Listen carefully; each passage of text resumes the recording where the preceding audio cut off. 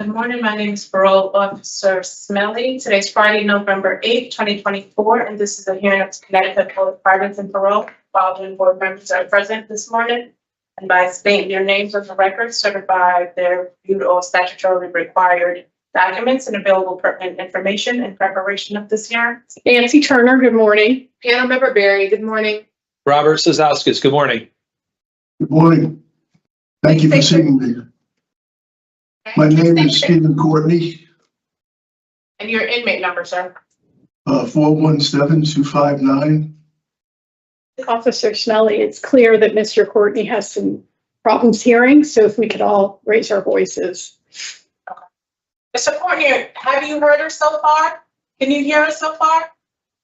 Could you repeat that, please? Can you hear us now better? Yes, yes. Awesome. All right. This hearing is being conducted in consideration of the parole application for Stephen Courtney, inmate number 417259. He is serving a sentence of 63 months, execution suspended after 39 months jail, 3 years probation, followed for 3 counts of illegal operation of a motor vehicle under the influence of alcohol, violation of probation with underlying offenses of reckless endangerment, interfering with officer resistance, and a violation of probation with the underlying offense of illegal operation of a motor vehicle under the influence of alcohol, attempt to evade responsibility, and reckless driving.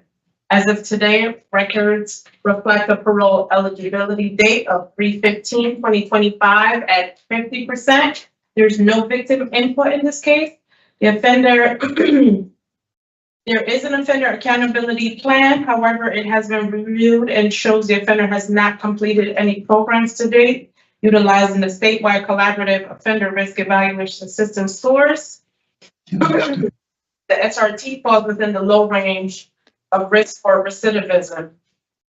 Mr. Courtney, this is your opportunity to express to the board why you believe you should be granted parole. You may begin. Well, obviously, I'm here for my own mistakes. I fully acknowledge that.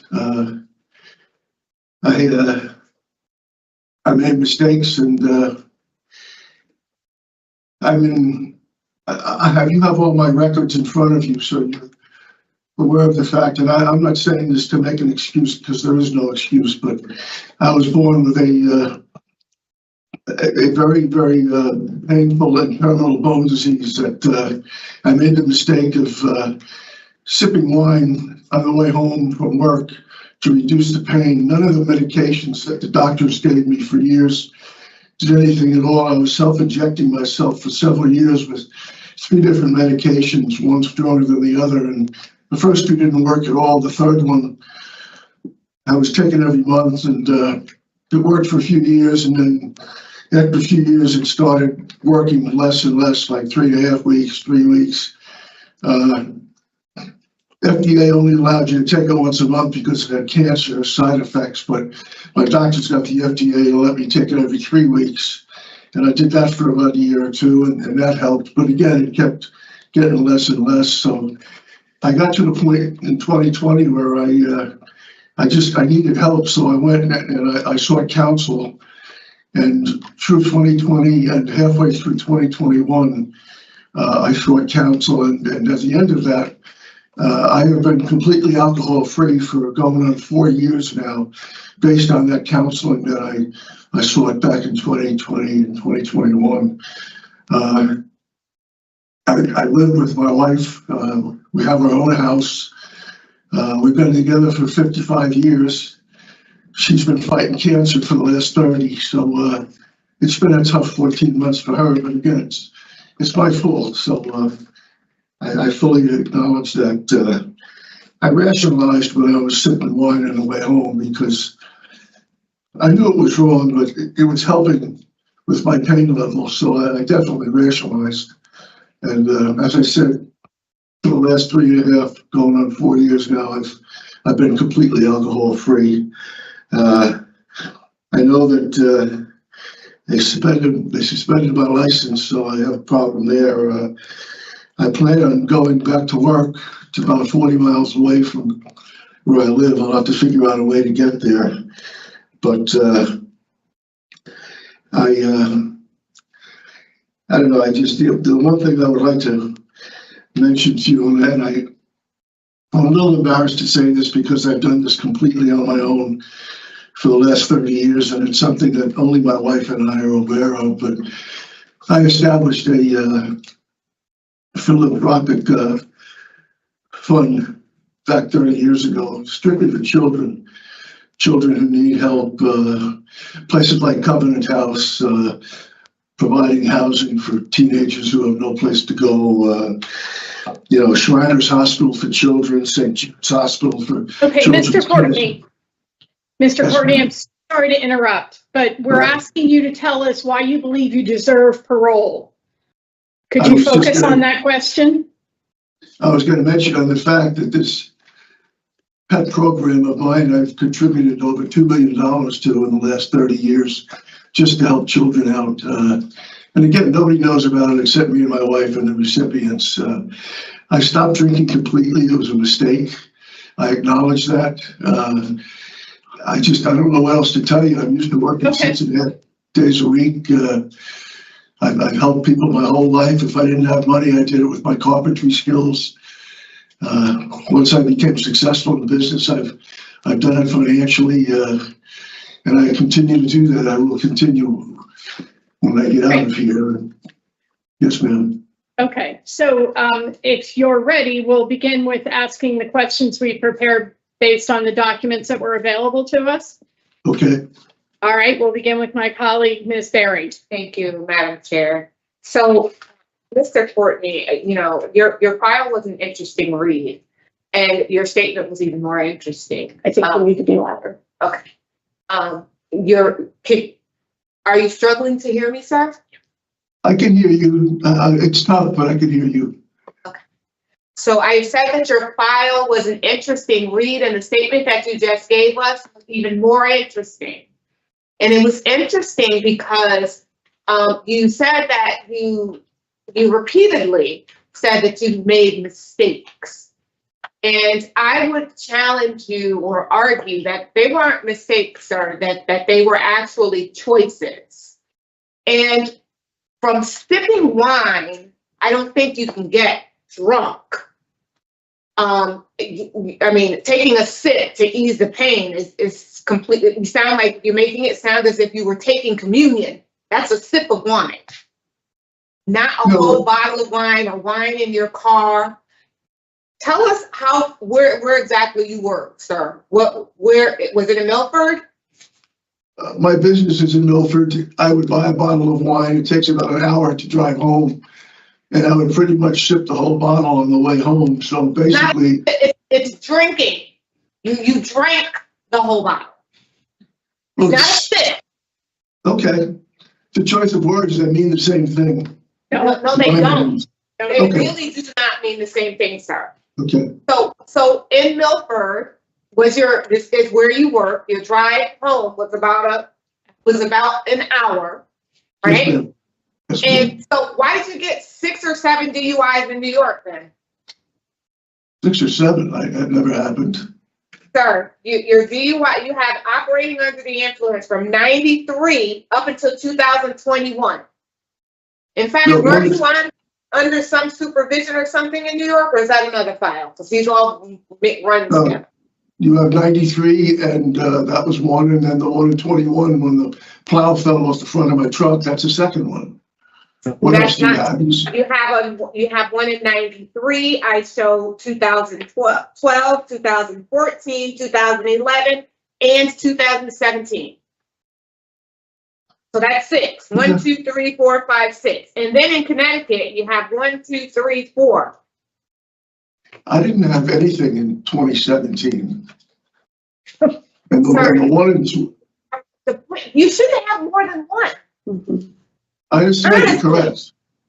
You're I mean, right. we're not argue over how many of these that you've received, sir. We're simply saying that your choices, not your mistakes, Your choices to drink wine and drive throughout the states is a danger to society. You've been in prison for how many months? You said 14 months now? What's 14, yes, ma'am. And you have not taken any programs to address your substance abuse. Do you think that you're an addict, sir? I signed up for Do you Division think you're an 2. addict? Do you think that you are addicted to alcohol, sir? No, and I signed up for level 2 alcohol on March 3rd. And on March 12th, I received a response from the prison saying that I was on the list. And I never heard a word for 8 months. And then last week, they called me to tell me that, my name had come up for this program. I explained to them that I had this meeting with you folks today, and the woman specifically said, okay, let's put this off until after the parole hearing. I've tried to get into the GED program to teach other inmates, and I have a bachelor's degree. I was told by the counselor that the inmates We're getting off track. I need you to really stay focused on the questions that I'm asking you, sir. You're not in prison. You're not in prison because you're trying to give $2 million to children, or you're trying to assist people to obtain their GED. You're in prison because you continue to drink alcohol and then get behind the wheel of a car and drive. And in this instance, sir, you were on the side of the road because you crashed into some trees. Why is it? I know I'm speaking loud enough for him to hear. Yes. I can hear you. The problem is, if you can just speak a little slowly, it's not your fault, it's mine. I can hear you. Okay. The fact of the matter is, Mr. Courtney, I do not believe that you're a suitable candidate for discretionary parole. You have not taken any programs to address your needs. You have several, driving while under the influences. You talked about your license being suspended. Is that right? Yes, ma'am. Or will you ever be able to receive another? I don't believe so. Yeah, that's a good thing. And you were supposed to have the interlock device in your car, right? Interlock device. No, I've had them in the past, but not when what happened put me here. No, Because you weren't supposed to be driving at all. that's not true. No. I had a totally legitimate license when this took place. So with 4 DUIs in Connecticut and the 6 in New York, you weren't required to have an interlock device in your car, sir? I would be required to have it for like 3 months at a time, and then it would go away, and then maybe 2 years later I'd get in trouble again and have to put it back in again. This one in 2017, I have no idea what you're talking about, really. Okay, And I have tried to sign up for things, and I've been told no. I understand that, sir, but until you do get the programs, I mean, even with the programs, have you ever you said to me that you don't believe that you're addicted to alcohol, and I would challenge you to really think about that statement, sir. No one receives this number of convictions for driving under the influence without having an issue with substance abuse. Ma'am, the only thing I could say to you in reference to that is, if you took a little more look at this terminal bone disease I have, you might realize how extremely painful it is. I am not addicted to alcohol or anything else. I sympathize with you and your ailments, Mr. Courtney, but drink and stay at home, okay? Drink all you want, stay home. I don't plan on drinking ever again, man. But I'm saying, if that's your ailment and you've been struggling with this since you were a child, as you told us in your opening statement, you want to drink alcohol? Alcohol is legal. You can go to the store and buy it. Our issue is that you get behind the wheel of a car and you put thousands of other people at risk because of your poor decisions. I agree with you. And these are not mistakes. I am not drinking alcohol again, period. I'm done. I can't handle it. I can't handle it. I've acknowledged that. And I will never drink again. I'm sorry. I don't think our issue really is with your drinking, sir. It's what you do after you're drinking. So, I I don't know how mean, else to explain to you that. there's nothing else to explain because, you know, in this, you had a, wait, what is this? Is a concerned citizen called authorities because you had a single car accident. You had vomit in your front seat. And what was going on that day? That's a sip of alcohol, vomiting in your front seat? The one that you're talking about, I was parking my truck asleep on my own private property. Sir, On that's, private property that I own. And sir. that's a fact. Okay, I'm all set. Okay. Thank you. Mr. Courtney, Yes, ma'am. when you had your pre-sentence investigation interview, you told the interviewer that when I do drink, I cannot stop. True. That is the sign of someone who is a problem drinker. I agree. And, okay, and the fact that you cannot wait until you get home to address your pain issues with alcohol, but you would spend an hour on the road every day finishing off a bottle of wine. Finishing it off. He drank a whole bottle in the hour ride home is a problem, sir. We made our decision about your going out to discretionary parole to finish your 39 months based on the interests of public safety. I understand. Okay. Mr. Cizauskas. Good morning, sir. I don't have a lot of, I don't have a lot of questions. There's just a couple of things. You said that you weren't able to get the programming inside. You had applied for it, but when you spoke to the parole officer and they asked you, do you plan to take any programming when you get out for your alcohol problem? You said, no, I don't need it. And in fact, your plan was you were going to go on a safari and then you wanted to go to the driving range to hit golf balls. You're not addressing, the issue, and you're not acknowledging that you have a problem with alcohol. I mean, even today you said you have no. I know, but just a couple. Have a problem. Okay. Well, I'm glad to hear you say that. But just a couple of minutes ago, you were telling us you have no problem with alcohol. That's the whole reason why you're here. Drinking alcohol and then driving behind the wheel.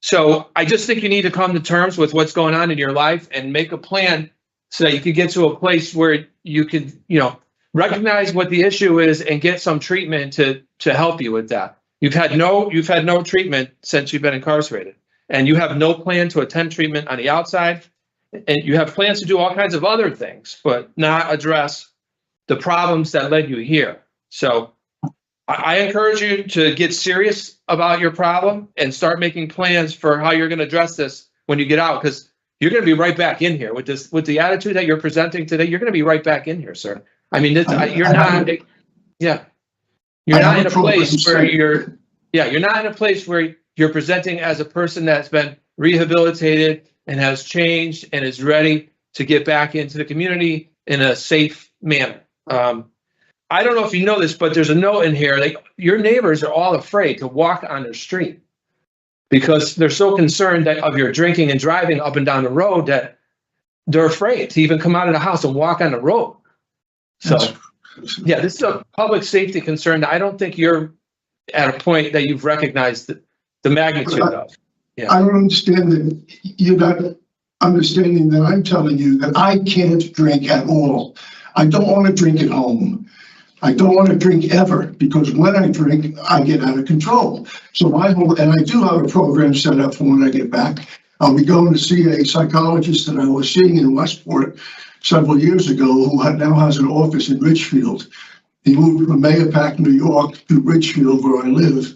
And now my attorney has set up a program for me to start seeing him again. He also has an office in Westport, but it's more convenient for me in Ridgefield because I can't drive. And that program has already been established. But the thing is, I can't understand, I can't be more emphatic about the fact that I do not want to drink at home. I do not want to drink at home. I understand you don't want to drink, and I'm sure you don't want to drink and drive, but you need to get rehabilitated. People need help with that. That's not just, you just say it and then the problem goes away. That's not how this works, So you need to have treatment. and make plans to have treatment, sir. So, that's all, those are just some of the things that I noticed when I read through these documents that I wanted to bring up. And I'm gonna pass it back to, the chairperson here. So, Mr. Courtney, the concern really is that you're going back to the same house, the same job, and you fix nothing. And so, and you still have your medical issues, which is what you attribute your abuse of alcohol to. So even situationally, things don't seem to put you in a better place to not reoffend. And that's our concern. So at this point, we're done with the questions. We're going to talk about your case. Give us just a minute. Ms. Berry? Thank you, Madam Chair. I think that we have all expressed our concerns, and they're all very much the same. At this time, while I can appreciate Mr. Courtney's ailing health and his medical issues, I don't believe that he's suitable at this time. I'm happy to hear that he is at least now accepting that he does have a problem with alcohol. We've made some strides. Maybe I wasn't as clear as the two of you or as articulate, but at least now he recognizes that he has an issue that needs to be addressed. He knows that he can no longer drink. That's great for him to know, but for right now, I don't find him suitable or disrespectful. In fact, he's been given a number of times. I will not vote to have him with me. I'm not interested in that either. Are you on board? Yeah, I can't, I can't even have this conversation without him having received some type of treatment, so I'm not in a place to grant parole. Okay. So the reasons I have are criminal history, inadequate program participation, and evidence of offender change, nature and circumstance. On probation, Madam Chair. And he's in for VOP. So, Well, the probation was New York, so. Are we okay with those reasons? I have those three. Okay. So in the matter of Stephen Courtney, inmate number 417259, there is motion to deny parole for the following reasons: your criminal history, the nature and circumstance of your current offenses, your inadequate program participation, and evidence of offender change. Do I have a second? second. All in favor? Aye. Aye. Motion carries. Parole is denied unanimously.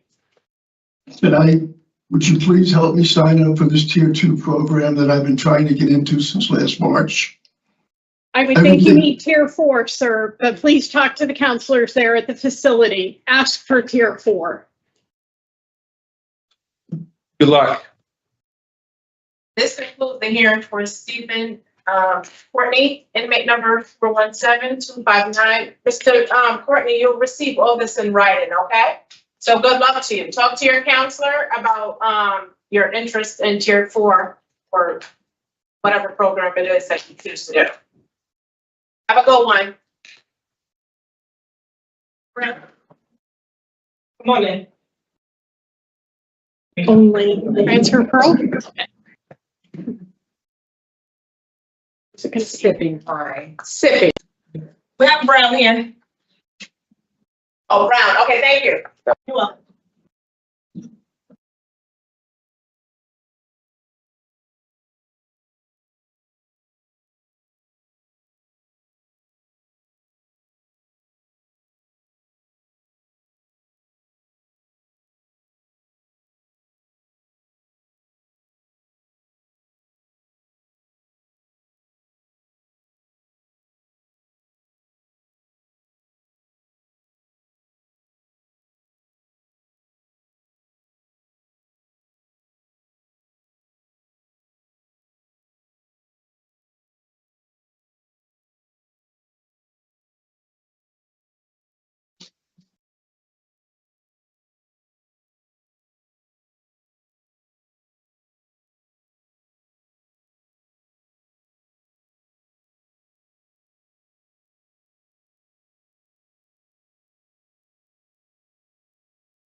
Good morning, Mr. Brown.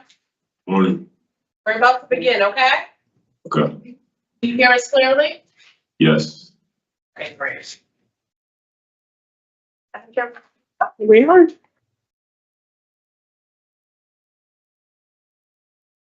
Good morning, my name is Parole Officer Smelling. Today's Friday, November 8th, 2024. This is a hearing of the Connecticut Board of Pardons and Parole. The following board members are present this morning and by state their names on the record certified. They have reviewed all statutorily required documents and available pertinent information in preparation of this hearing. Nancy Turner, good morning. Good morning, Phil Riverberry. Good morning, Robert Cizauskas. This hearing is being conducted in consideration. Please take your name and inmate number for the record, sir. James Brown, 423-851. This hearing is being conducted in consideration of the parole application for James Brown, 423-851. He is serving a sentence of 71 months, execution suspended after 3 years jail with 3 years of probation to follow for burglary third and violation of probation with the underlying offense of burglary first. As of today, records reflect a parole eligibility date of 10/4/2024 at 50%. There's no victim input in this case. There is an offender accountability plan. It has been reviewed and shows the offender has completed the domestic violence program to date, utilizing the statewide collaborative offender risk evaluation system. The offender overall score on the SRT falls within the moderate range of risk for recidivism. Mr. Brown, this is your opportunity to express to the board why you believe you should be granted parole. You may begin, sir. I wrote something down, something I don't finish, but Yes. I believe I deserve parole because although I've made poor decisions in my past, I can still change my life and make better choices for my family and my future. I believe change has to be wanted and come from within. I am in full control of my future, and while being incarcerated, I've had time to self-reflect and believe I have so much more to give as a father, a son, an uncle, a brother, and a member of my community. I want to be a positive outlook, not only for my children, but the people in my life and community. I have 2 beautiful daughters, and more than anything, I want to give them the life I feel they deserve. I've learned a lot from my poor choices, and the biggest being that laws were put in place for a reason, and no one is above the law. That if I really want something, I have to work hard to obtain it. I'm fully aware that parole is a privilege and not to be taken lightly. I do hope to be given a chance so I can soon be reconnected with my family and reintegrated with my community. Thank you, Mr. Brown. We appreciate that you took the time to write out your thoughts. We're going to ask you questions based on the documents that were available to us. Okay. And then we'll discuss your case and you'll have our decision this morning. Are you ready to proceed? Yes. Okay. So I'm going to start with the questions. I just want to clarify a few things, make sure that I have it right. You were on probation for burglary first when you committed a new burglary. Correct. And you said that you were doing this because you had kids on the way. Correct. That would be your 1.5-year-old? Yes. Mm-hmm. And by my records, you were released to probation on August 5th of 2022. Does that sound about right? Correct. Okay, and you got rearrested a month later for criminal violation of a restraining order, breach of peace, and criminal trespass. Correct. Why? It wasn't with my daughter's mother at the time. It was with an ex-girlfriend, and we had a protective order in place. And Several. And knowing that I shouldn't have went, I went against my better judgment. She invited me over. No, her parents didn't want me there, so they called the police and I got rearrested. Yeah, you were skulking around on the porch and they saw you on their Ring doorbell cameras. Yeah, so I went over to the house. She actually let me in. Why? Just- Why did you go? You had a restraining order against you. It was Why against didn't you take it seriously? Because you wanted to do what you wanted to do? No, I wanted to see her. I knew it wasn't the right thing to do because we had a protective order, but in my mind, it was more so the parents made her put the protective order, or they're the ones who put the protective order in place. But it was in place. That's correct. So do you make a habit of doing things against your own better judgment? No, that's not a good habit to have. No, it's just poor decision making on my choice. It most definitely is. So you now, the standing criminal protective order against you is to the year 2062, Correct. right? So for the sake of your daughters, I hope you can exercise the appropriate decision-making and abide by the orders of the court, right? Right. So what did you take away from the domestic violence program that is going to be helpful to you? Just coming up with coping mechanisms. If there's an argument going on, trying to come in agreement with my spouse, really.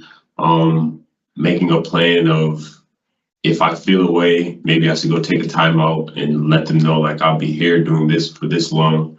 Identifying red flags, not only in myself, but in my partner. I believe seeking therapy when I do go home will be a big part of my life. And just having conversations about, like, being more vulnerable, having conversations with my spouse. So can you give us some examples of what these red flags might be for you? When I start getting mad or they start getting mad, it tends to be a time where one of us doesn't let the other one leave or want the other one to leave, but just knowing that we can come back together. We don't have to deal with it in that moment. Come back together and figure out what's going on. I liked what you said about letting the other person know how long you'll be gone. Right. You know, that can help keep the situation from escalating, because oftentimes when someone leaves, it raises all sorts of feelings of insecurity and then, you know, abandonment and that can, you know, be masked with anger and jealousy and things that that tend to add to the conflict of the moment, right? Do you have issues with jealousy, Mr. Brown? I definitely have issues with jealousy, so I feel like that's the biggest takeaway for me is identifying what we can do to make it work. Like, we don't have to deal with it in that moment, but letting ourselves calm down and come back together to figure out what we really need to do to move forward. Have you ever heard of agree to disagree? Yeah, compromising, agreeing to disagree, right? So what's behind your jealousy? It's a good question. I don't know. Can I offer you some insight? Please. Usually what's behind jealousy is insecurity. And then you try to control the person Right. to tamp down feelings of insecurity and use jealousy as an excuse for or a version of affection or your feelings of love, when jealousy's not about that. I think you nailed it. Okay. All right. So what makes you angry?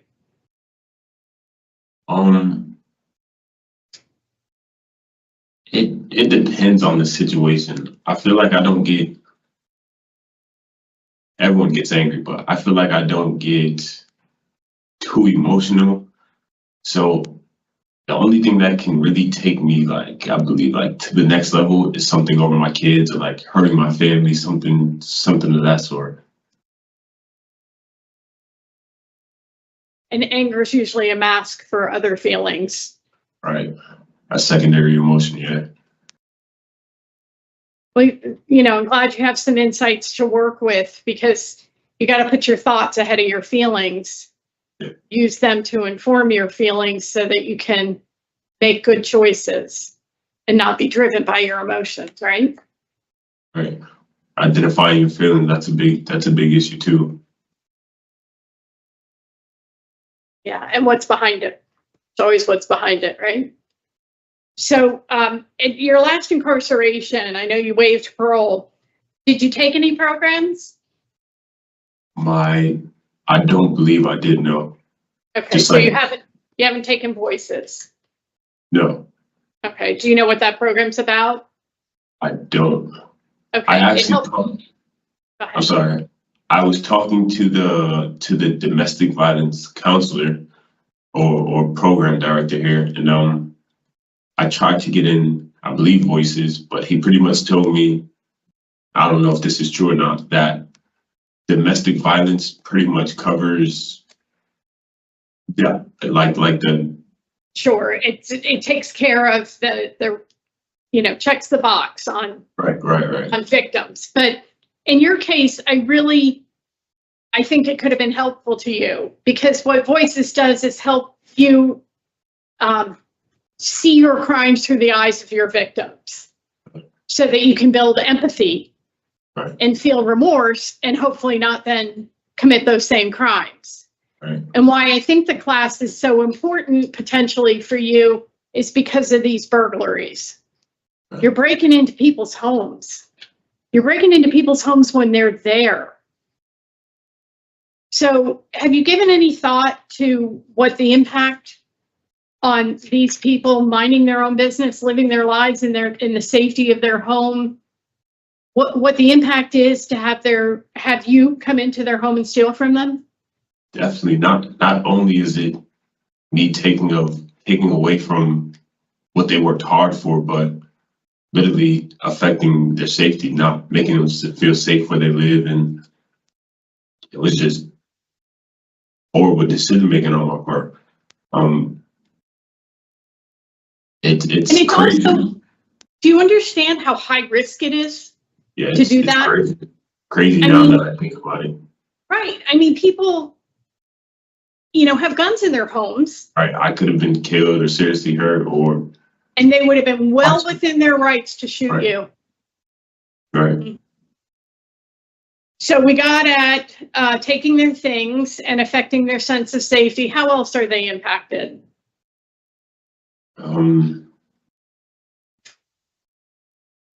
They're if they have children, they don't really know how to explain it to their children why it happened, or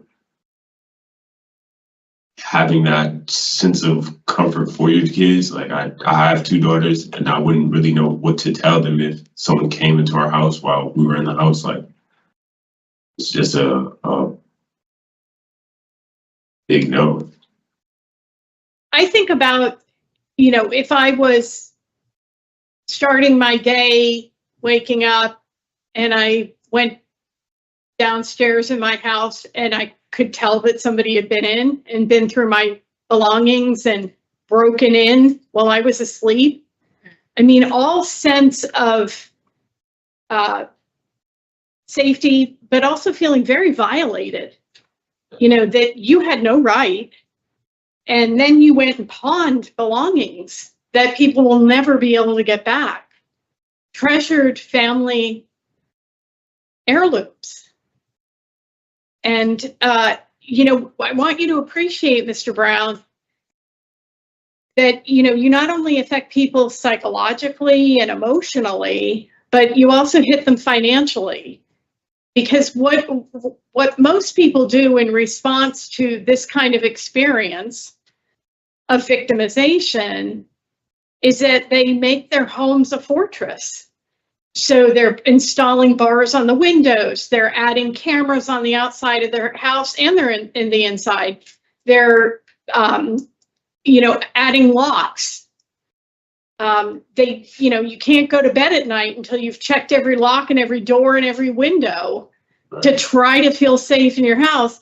And then the alternative is they pack up and move.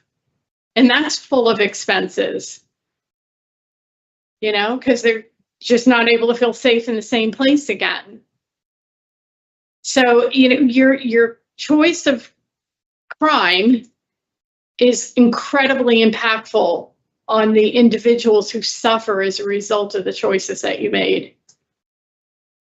And I'm coming down hard on you because I really want you to appreciate, I know you're young, but I really want you to appreciate just how harmful what you were doing, and to think that your kids could benefit in any way from the harm that you've perpetrated against other people through no fault of their own.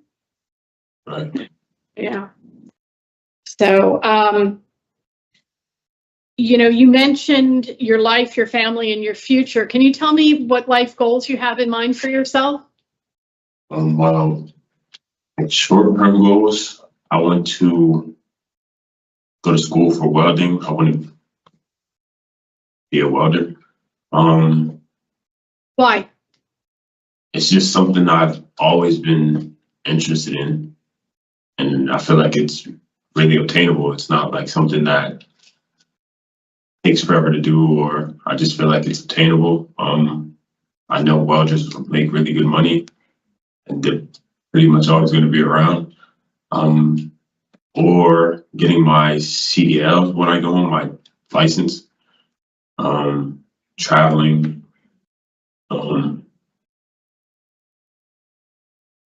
I'm sorry, what was your question? I'm sorry. Your life goals. Okay, yeah. Just giving my kids, my two daughters, a life I feel they deserve. As long as they're happy, I feel like I'll be happy. But you know what they need most of all, Mr. Brown, is you. Right. In their lives, not in prison. And I hope you can appreciate the reason that I'm saying that is because kids want stuff. Right. They want to keep up with their friends. They want the latest and greatest, and it's okay to say no because you can't afford it, as opposed to living beyond your means or committing crimes in order to give your kids the things that they want when what they really need is you. I feel that. So and I'm going to ask you to go through this with me without naming names, okay? Okay.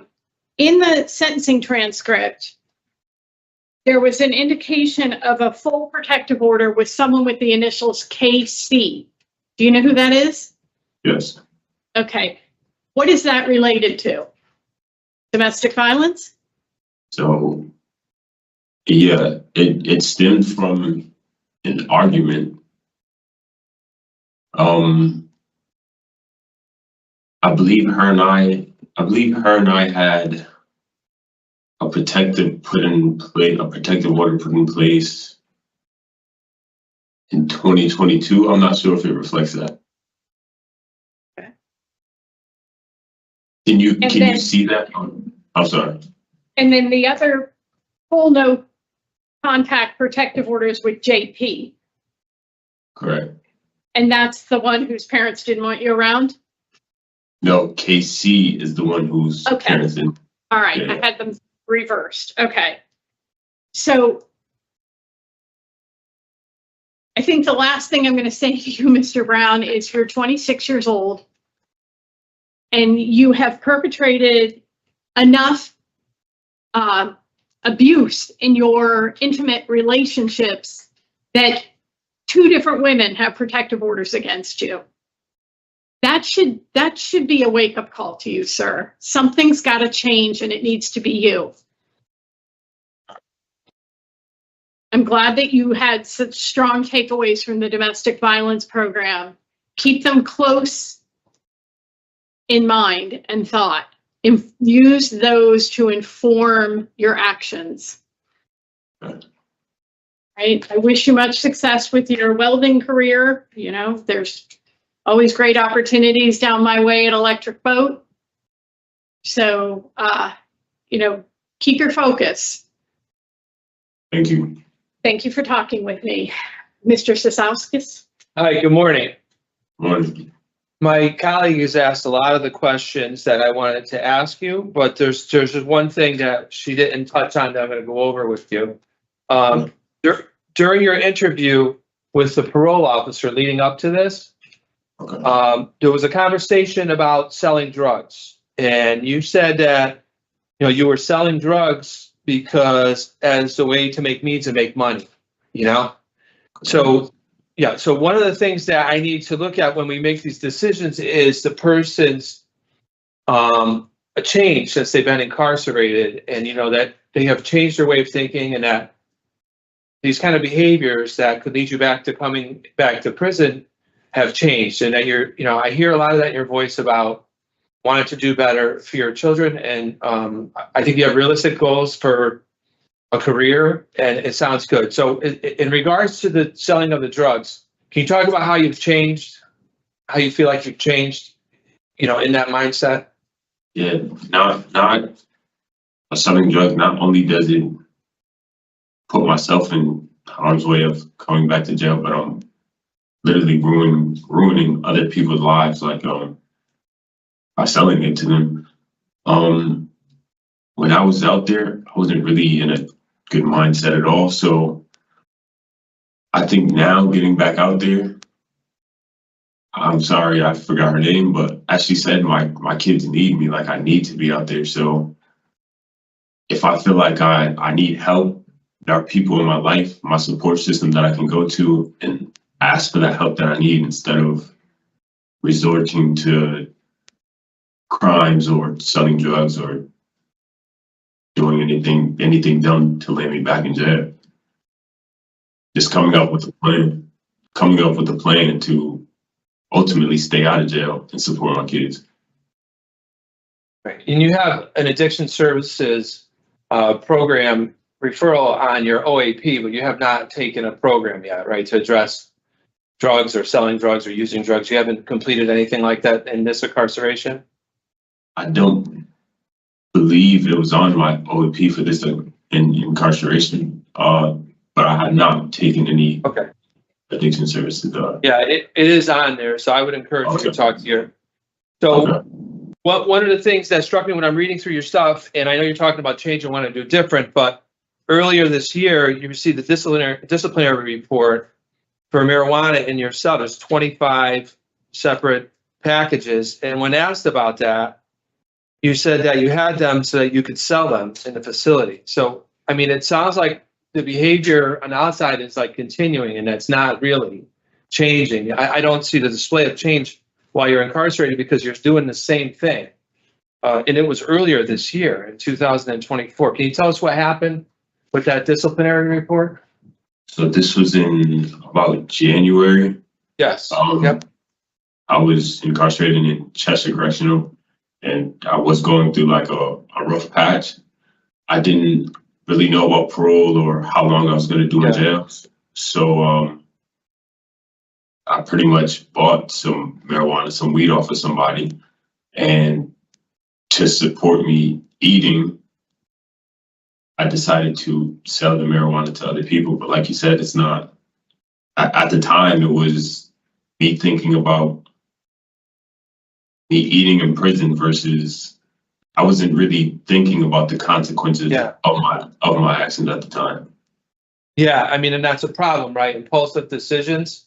You need to think of the consequences. These things that happen, regardless of when they happen, when you're incarcerated, they're going to come back to haunt you. It's not going to go away. There's a permanent record of this.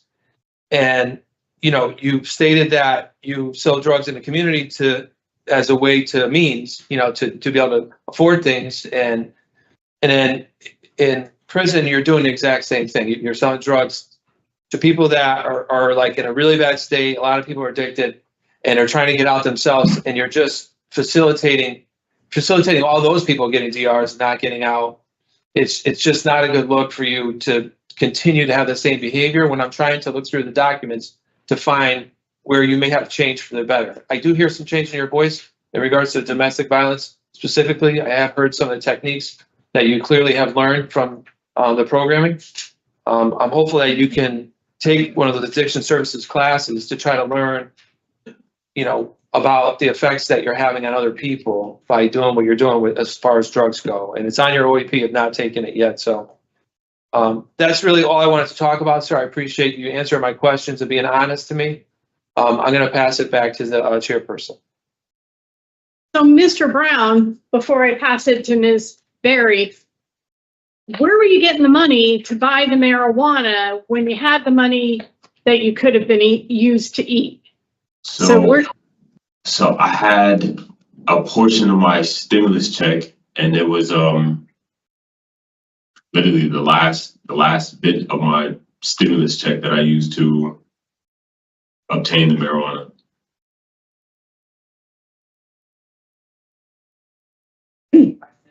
Okay, so it appears that we have concluded with the questions, so you'll give us just a few minutes to discuss. All right, so I began. Mr. Brown, above all else, is young, but he has been making really poor decisions out in the community, and he has really struggled on probation in the past. And as I pointed out, he was 1 month into 5 years of probation for the burglary first when he reoffended, was rearrested, and just, it was a case like what we heard about with the DRs of just doing what he wanted to do, even though he knew it was wrong. So, I feel like we're hearing some change. He's learning some skills and tools and has some new insight to work with. But I think he has some work he still needs to do. He is not end of sentence until February of 2026. So I'm going to recommend that we deny him today and bring him back with the recommendations that he complete addiction services, as you have pointed out, Mr. Cizauskas, and voices. He could also look into a fatherhood program because he's going to step out and have a lot on his plate. And if he had some more tools in his box, he might be that much more successful. Your thoughts? I completely agree. He's displayed that he can retain information from the programs for domestic violence and has explained how he's going to address those issues. I'm hopeful he can take those other programs and address the other issues in his life and then come back with that same kind of information to present to us as someone that's more suitable at that time. And Ms. Berry? I do as well have him denied today, and I have him coming back. I would also encourage Mr. Brown to revisit his release plan, especially since he intends to go and reside with his girlfriend that he's not going to be able to for under parole supervision, and he very well may not be able to do that either on probation. So I would encourage him to come up with a release plan that eventually will reunite them after they, I guess, have worked on their relationship and we feel safe that there will be no more domestic violence. So, But would you agree with June of next year? I will. Right. Okay. And for today, as far as reasons, inadequate program participation and inadequate release plan. I would add these tickets are also concerning. Yes. Okay. I think that there, while he has insight into his program participation, the choices that he's making still make it difficult for me to say that he really has grasped the change. So I don't know. That's one of the reasons, because he's still displaying the same behaviors in the facility, even though he says that he's gained insight, so. Right. But, I would suggest that he's gone 10 months without a DR. So I think perhaps that consequence resonated with him. Maybe so. So we'll go with program participation, release plan, and institutional adjustment. I would talk about the tickets. Constitutional adjustment. I'm sorry, say it again, Madam Chair. Constitutional adjustment. No Release and release plan. Okay. That's 3. Okay. So in the matter of James Brown, inmate number 423851, there is a motion to deny parole at this time for the following reasons: inadequate program participation, inadequate release plan, and your poor institutional adjustment.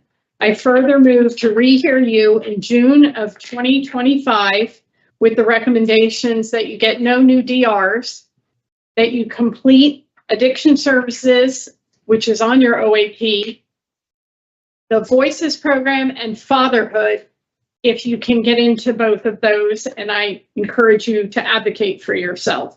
Do I have a second? Second. All in favor? Aye. So, Mr. Brown, we weren't quite ready to see our way clear today, but we're going to give you another chance at this.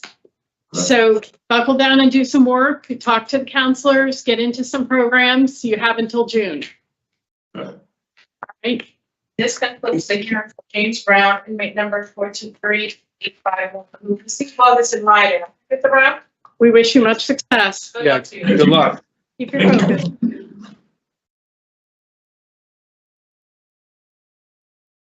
Cruz? Thank you. You're welcome. Have you read it here? Sit down. Yep.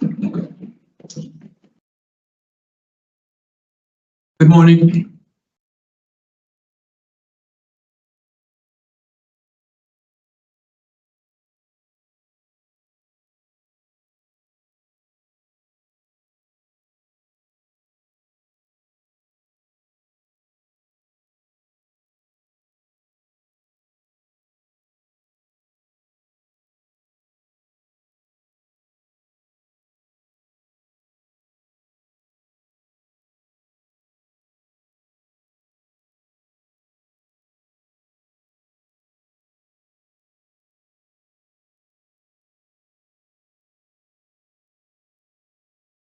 Hi, Mr. Cruz?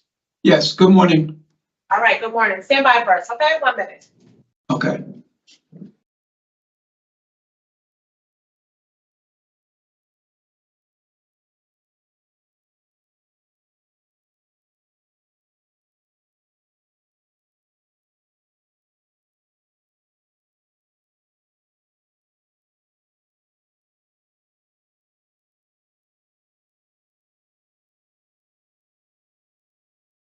Good morning.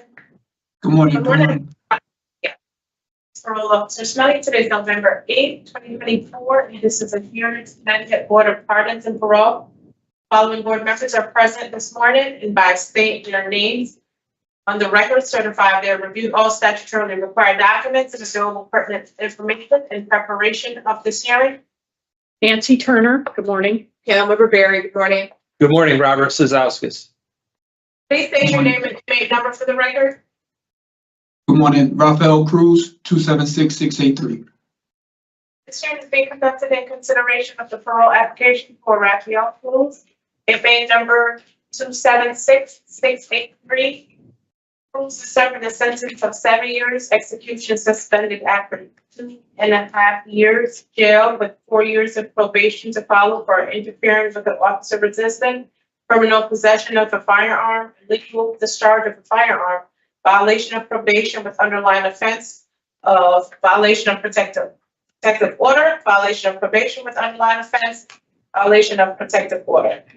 As of today, records reflect a parole eligibility date of 9/24/2024 at 50%. There's no victim input in this case.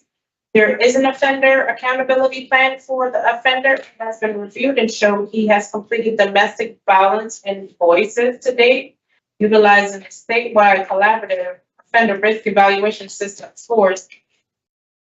The overall score under SRT falls within the low range of risk for recidivism.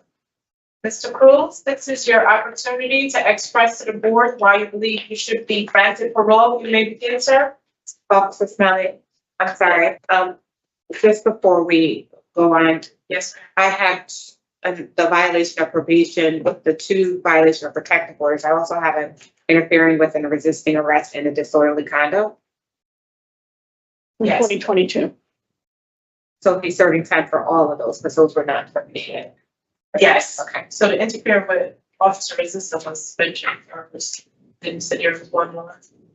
The second violation of probation was disorderly conduct. Sorry. Yeah, but there was also an interfering underlying as well.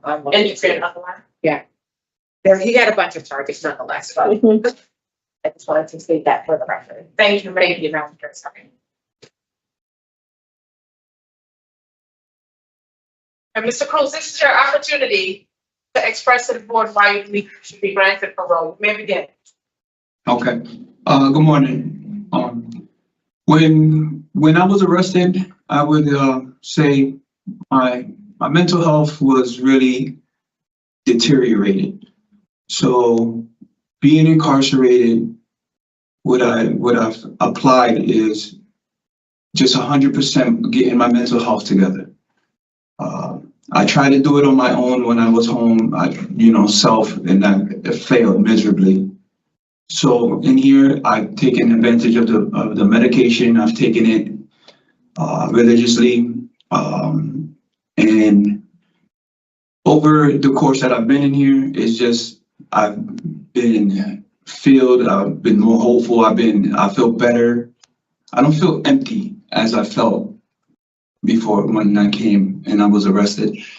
I've turned to God, so my spirit and my mind and my heart, everything just feels just full. I felt very, very empty when I was arrested, and before and prior to that, I was just working and doing everything that I had to do, but mentally I wasn't okay, but being here, placed here, and acknowledging my crimes and doing what I had to do in here, just making sure that self-reflection and making sure that I take care of my mental health overall. And that's basically that's been my main target since I've been here. I've done my programming, I've done everything, to show, of another chance. I just need the chance to prove. And that's what I am now.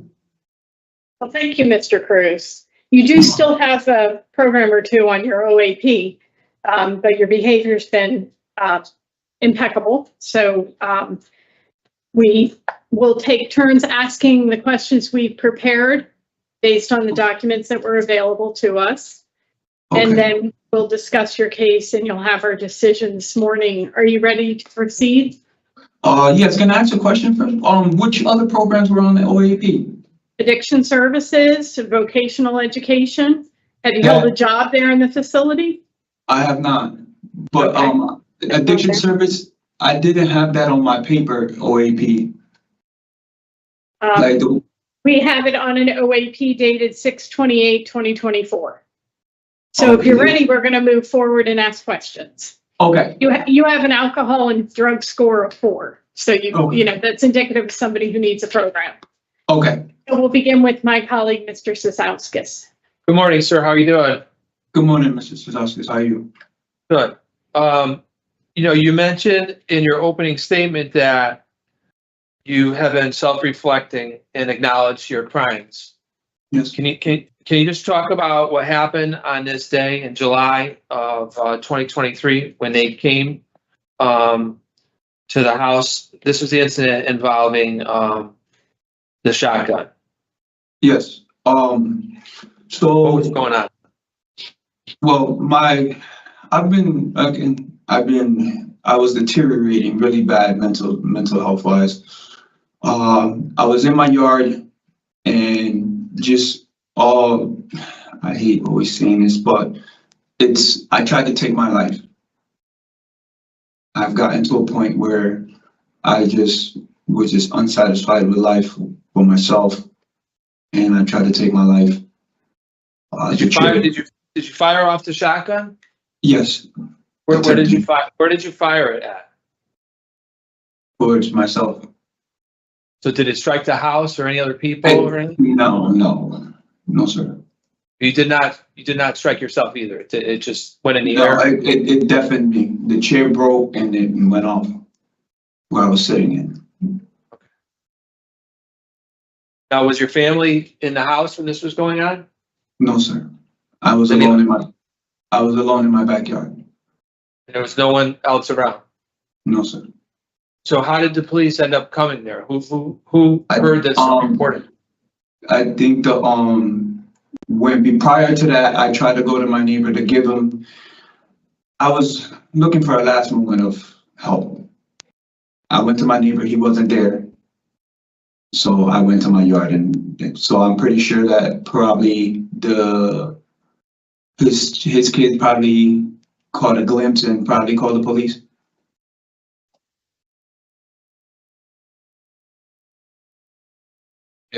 I mean, according to this report, you fired it off at the house, trying to get inside the house, you know? So it's just a different story than what you're telling, you know? And that's not true. The officers seen me, I was in my yard, shotgun was on the ground, I couldn't hear anything. I did not shot any shots at their house. Okay. Well, what happened when the officers got there? Were you upset with them, or what was going on that you ended up with this interference charge? If you were looking for help and now there were people there to help you, why were you fighting with them? I did, when I got down there to the bottom of the hill, I drank, alcohol for liquid courage to help me through. So I would say that, one, I know I couldn't hear and became, I guess, belligerent, and they stopped me from continuing my process. Because I didn't, at that point, I guess I was all in on my behalf. Okay. All right. So we're going to move on. I see in your history some drug charges and a DWI, and it looks like from what you're describing now with this alcohol, that clearly alcohol is playing a role in some of these things that are going on in your life. Yes. And like my colleague said, I do see that you have an addiction services program listed on your OEP, but you've not completed that yet. So that's obviously going to be a concern for us, because we want to make sure that you have the right programs to be successful when you go out. And we're just not putting you back in a situation that you haven't addressed some problems in your life. Okay. So can you talk about how you think you're going to maintain your sobriety when you get out into the community? Yes, I'm going to go to programming. I'm going to obtain AA meetings, do everything that I have to do. Continue going to church. I have wholeheartedly 100% submitted to have God in my life. I've taken my medication. I've done everything possibly that I need to do on my behalf to make sure that my mental state and my peace is together. Alcoholism, drug addiction, those kinds of things don't go away really. I'm glad to hear what you're saying, but you really, you know what I mean? You have to have some treatment. So you have some really good strategies, because even just falling back a little bit, this is a slippery slope for you, and you were in a bad spot this last time, you know what I mean? And maybe, like you said, you drank alcohol for liquid courage. Maybe if you had not drank, this might not have been to this level where you are, you know what I mean, incarcerated to this point, you know? So it's a big problem, a big part of what's going on with you. And you said that you would like to go to AA meetings. Have you done that while you're incarcerated? No, I haven't. I put in, they only give us the programs on the OAP. They only put us in the programs that are on the AAP. That's why I questioned the addiction services. I understand that my addiction services is a 4, but it wasn't on my OAP like to do. I've done everything, they didn't have it to do. And if they don't have it on it to do, they won't put you in the programs. What about CCAR? Have you heard of CCAR? Have you heard of that in the facility? No, I have not. It's spelled CCAR. So you can investigate that in AA and start asking your counselor about how to get yourself into some type of alcohol treatment program, so that you have better tools for when you're out and you're not going to find yourself. You sound like you're taking care of some of the other things. I hear it in your voice, and you're taking some other programs, and but you need to take care of that piece too. You know what I mean? The alcohol piece. You know what I mean? It's important, because if you don't have all of the tools, then you could end up back there. You know. So can you talk about how you think you've changed since you've been incarcerated? How do you feel like you've changed? I feel my patients have changed. I've been more aware. I've since that day that I tried to take my life, I've gotten more my mental health back, and I've just just been thinking about my family, thinking how I missed out on like baddie daughter dances, football, and everything that I have to do, helping my spouse pay bills and the mortgage, because I was working and taking care of that, was the breadwinner. So to me I think of that, and then I think of the more saddened part about it is that I, for a moment there, almost took that permanently out of their life and took that away from myself permanently. So that has helped me push forward, and knowing that I won't, mentally, I was, like I said, mentally weak and just deteriorated mentally, like my mental health. And with having that being the key issue of my problem was my mental health, I feel like having it now in my medication. I know I didn't do this by myself. I've been doing my therapy sessions. I am in my medication. I've been doing everything that I have to do to help myself and mentally make myself stronger and got a stronger will. And not only that, like with God helping me and pushing me, I have a stronger will. So I feel like I have a stronger will towards, I do not crave or want to even deal with alcohol or anything to put that back in my life, because that it's no good. It's a negative. I want to put all those things that causes disruption in my life. I do not want chaos. Okay.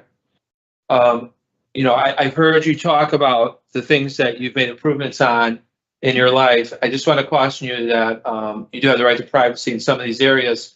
So, discussing some of your health conditions and things, we've heard what you had to say. And so when we answer the questions, move on to some other things, because those areas in your life, you have some right to privacy. And this is a live stream where other people can observe what we're doing. Okay.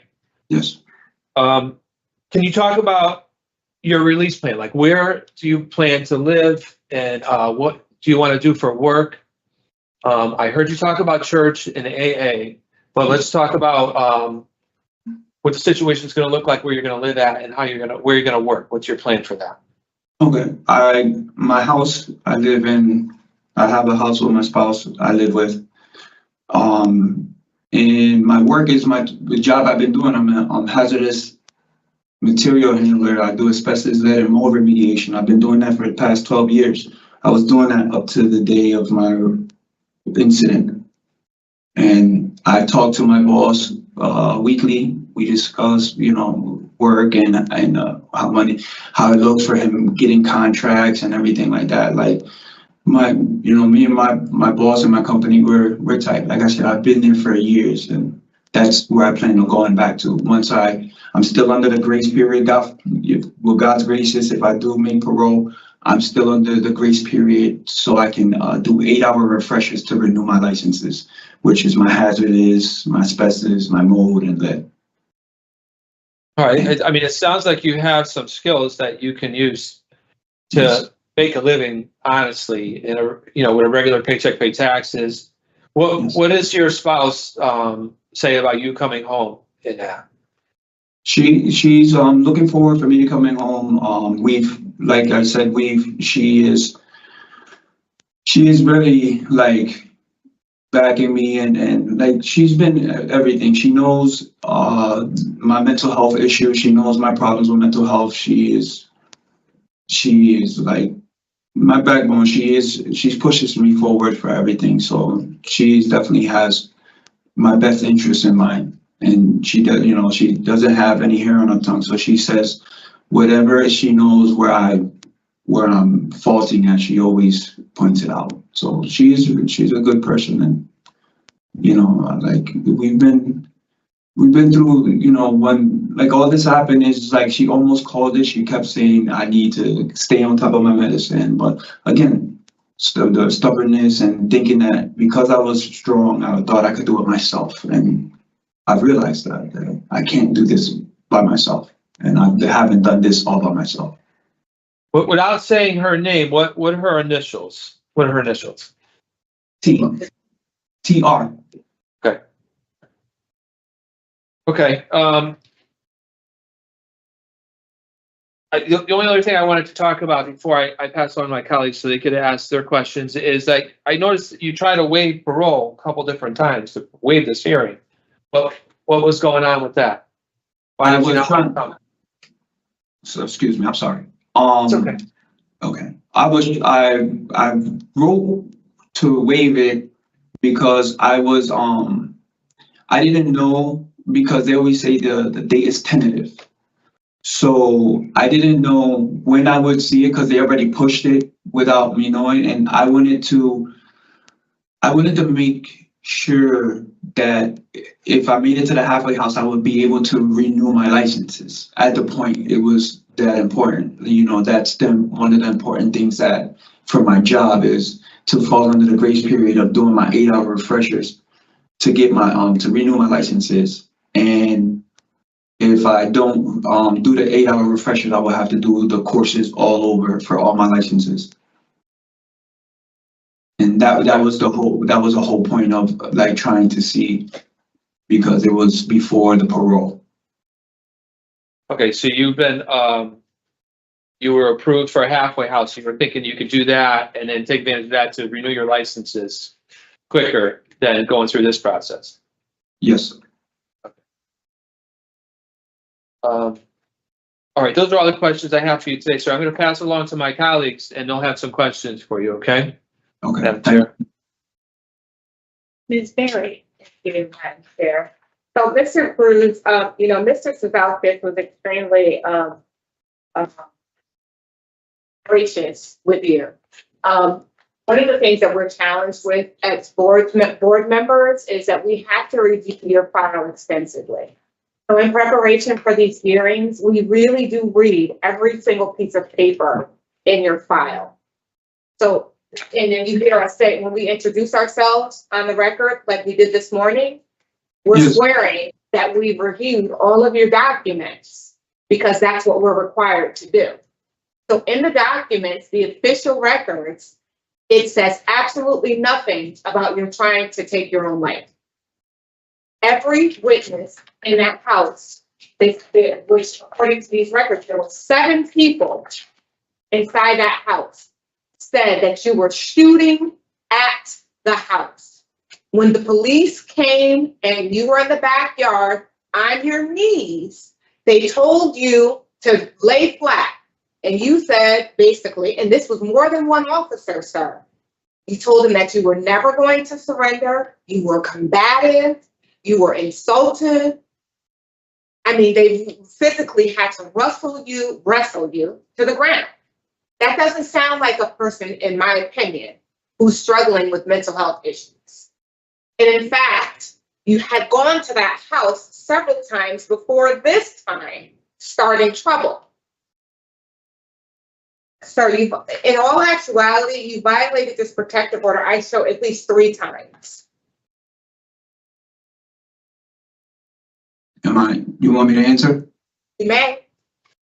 Or you still going? You may. Okay, so I don't know about anything before, like that night. I haven't done anything to my neighbors. I love them. I've cut their lawn. I shoveled everything. Neighbors? What are you talking about? Who said anything about your neighbors? That's the next door person. That called the police because that's not what I said. I said there were people inside the house that said that you were outside with a gun shooting at the house. Oh, I was not shooting at the house. I fired 1 shot, and that was when I was in my yard at myself. And at yourself where? In my yard. In your yard where? Where were you Where were you aiming when you were shooting? At At my yourself with a long rifle at your head. And Yes. accidentally missed your face, your entire, not a nose, not a hair on your chin, and hit the house instead of going No. up into the sky? No. No, there's nothing there that I ever shot at their house or hit their house or anything. I shot at myself. Mr. Cruz, every record that we've reviewed says that you were shooting at the house. Why Okay. would we, but does it look like we would make that up? Why would we make that up? I wouldn't say you made it up. I'm just saying that that's that story is not true. I'm not saying that. But and I'm saying to you that the story that you're telling us about you're trying to take your life didn't Yes. develop until you spoke with the officer. No, I read it's- nowhere else did it ever say that I was struck, my mental health was ailing and I attempted to take my own life. I did try to take my life. It had nothing to do with nobody else. It was all about me and my life. So I did it. when you violated the protective order in March of 2022, when one of your children were watching his siblings and you came in the house and you were angry and you beat up one of the kids? No, me and my oldest was living with me. I get my kids on the weekend. My oldest, he got kicked out of his mother's house. She kicked him out to live with me. I put him in school in my area. She kicked him out because he wasn't wanting to go to school and he was doing whatever. So I tried to set him straight, send him to school. I was working 2 jobs. I paid child support. I have my kids on the weekend. He was skipping school, not going to school, smoking weed, staying in the house. We had an altercation. I disciplined my child and got arrested. Yes, that was one of the times that I got arrested. Were you inebriated? I'm sorry? Were you inebriated? No. So, I mean, every single fact that we have about your case is incorrect, inaccurate. Every single, you're saying that every official document that we reviewed is inaccurate. I'm not saying that everything is totally inaccurate. Based on our discussion. I'm just saying there's some things missing. Yes. Okay, so because why did you call? my part is missing. I understand that you have to understand there's always 2 sides to the story. They have what they have put down and what actually happened. So you put them together. I'm going to coincide. I did, discipline my child and did that. Was I inebriated? No. Was I highly upset at him? Yes. Because all he's doing is skipping school and doing everything. The same reason his mother sent him to me. Okay. So did you then call his mother and start threatening her? No, I didn't threaten her. I was like, you better come get this boy. He's going with you now. So then after all that, then that's when I guess the police arrested me and then she came down and, and then that's what was a violation So of the protective order because I after you violated that protective order in March, you started the Evolve program on probation. Is that right? I'm sorry, say that again? Well, after you violated this protective order in March, you started the Evolve program on probation, right? Yes. And you completed that program in March of 2023, right? No, it was a little sooner than that. According to our documents, that's what it said. It's 26 program. 26 That's when you weeks. finished. Okay. And completing that program, sir, what was your understanding of your protective order? What after you participated in a domestic violence program, you understand that this victim in this crime, in your crimes, has a standing protective order protecting her from you. What did you learn about that in your program? No, no threatening, no foul language towards each other. Basically just respect. It was a 10-year standing, no disrespect. We could have contact as far as the children or court because we was going through child court there. But no threatening or anything towards the victim. Or I never communicated, like I tried to, when I communicated with her was through the parent portal because me and the judge and came into. Sir, the protective order was in place because you were physically abusive and verbally abusive to this lady. I wasn't That's according to our records, sir. on when, ma'am? You have several violations of protective orders. And a protective order is not put in place if someone's not afraid of the person. Yeah, but I understand that.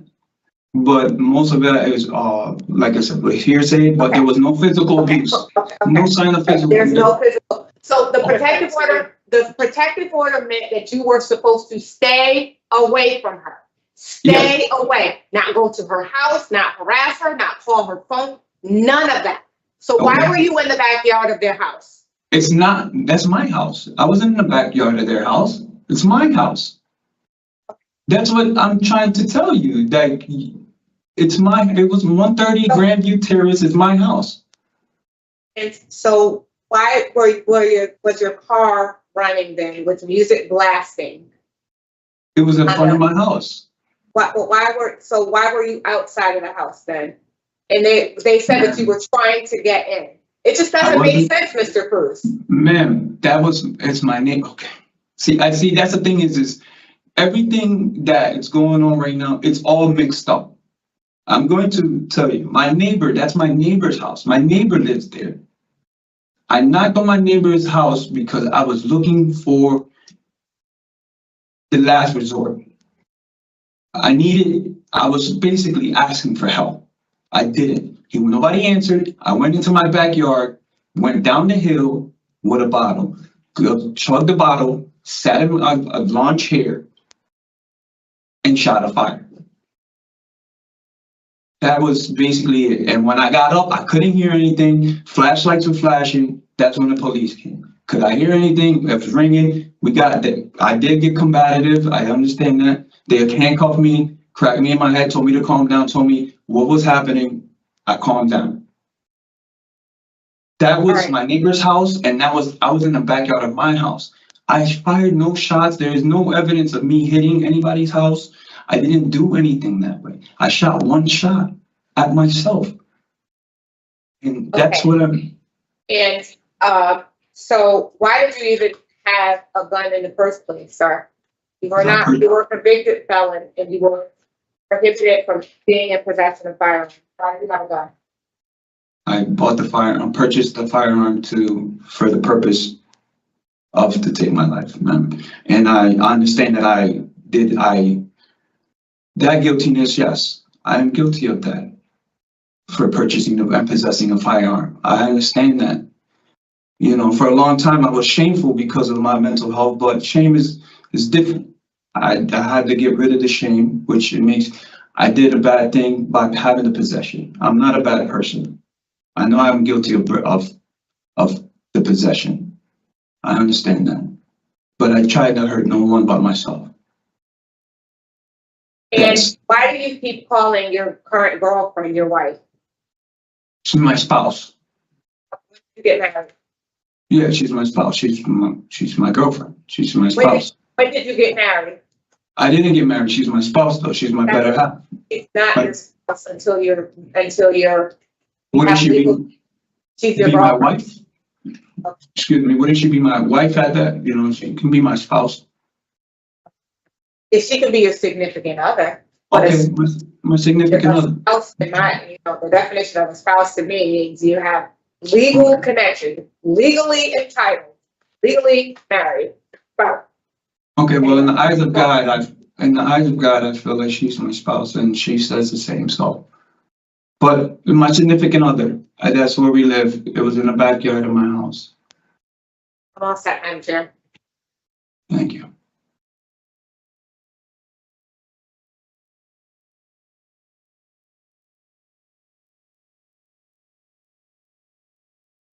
So, sir, I'm looking at the police report for the incident with the shotgun.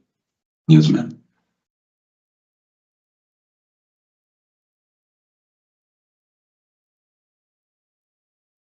The 911 call came from, the name is redacted, reporting that their father, you, was trying to get into the home with armed with a firearm.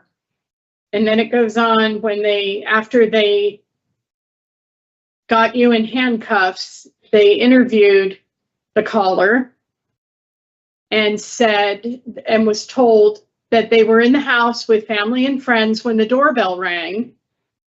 This young man said that the family looked at the doorbell camera footage on the live view mode, and they observed you holding what he recognized to be a shotgun. They immediately became fearful for their safety, dropped to the floor, all of the people in the house, and they hid upstairs and continued to watch on the doorbell camera. And then you went out of view because you went into the backyard. So what did you learn from the domestic violence program about the harm to children? I wasn't trying to harm no children, but don't cause any harm to anyone. Like, honestly, like, I wasn't trying to hurt anybody. I'm asking you what you learned about the harm to children who witness and experience domestic violence in the home.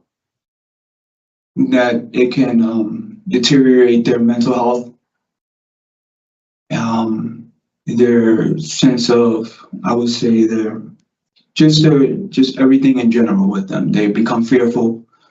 Their sense of safety, security. Security, yes. Yeah, they experience trauma, and that impacts their brain development. Yes. Mm-hmm. And so you were willing to let your children find your body after you committed suicide in the woods behind your house. You were okay with that? No, I wasn't. I was, now, like I said, I've thought about it, but at that moment, I tell you, my mental health was just deteriorated. I understand that, sir. I'm glad that you've taken some responsibility for it and that you have a plan to address it and continue with your commitment to it. However, you were on probation, violating a protective order, in the illegal possession of a loaded firearm, under the influence, and this is your second gun conviction. So we make the decision about whether it's appropriate for you to finish the 2.5 years you have to serve out in the community under parole supervision in light of the interests of public safety. And I just don't see it. I want to make sure that you understand you have a standing criminal protective order against you until the year 2032. That's a full no contact order. And you have 5 years ahead of you on the state's deadly weapon offender registry while you're out on probation. Yes. Okay, great. All right, we're done with the questions. Give us just a minute to discuss. Mr. Cizauskas. So, yeah, Mr. Cruz has a lengthy criminal history. These charges are very concerning. And in addition, he has a alcohol and drug score of 4 and has not taken appropriate programming to address that. So I am not in support of granting parole today. Okay. Councilmember Barron. Madam Chair, I am also unable to support Mr. Cruz's discretionary parole here today. While I can appreciate his explanations of what occurred, all of the behaviors in every single one of his offenses are very, very concerning. Not only harmful to himself, but more importantly, harmful to society. So he mentioned his being on probation, and I would add one of my reasons would be the nature of this crime. Okay. I have criminal history, nature and circumstance, offense on probation, inadequate program participation, and evidence of offender change. Yes. Okay, he's already been approved for halfway house by DOC. So perhaps that will work out for him. So in the matter of Raphael Cruz, inmate number 276683, there's a motion to deny parole for the following reasons: your criminal history, the nature and circumstances of your current offenses, your offenses being committed while you're out on probation, and inadequate program participation and evidence of offender change. Do I have a second? Second. All in favor? Aye. Aye. Motion carries. We wish you much success, Mr. Cruz. All right, thank you. You have a blessed day. Thank you. This concludes the hearing for Raphael Cruz. 276. Mr. Cruz, you receive all this. Come on in.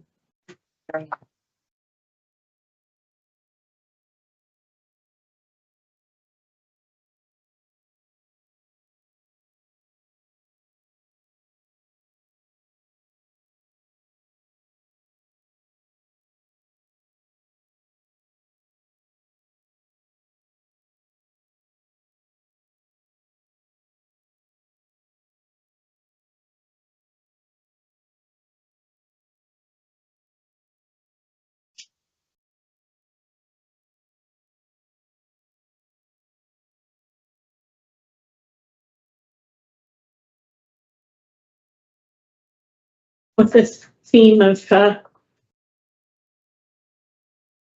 What's that? Good morning, how are you? Oh, good morning.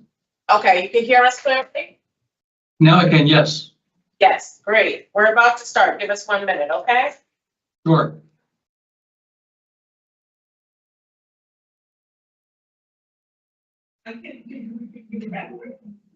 Oh, yeah.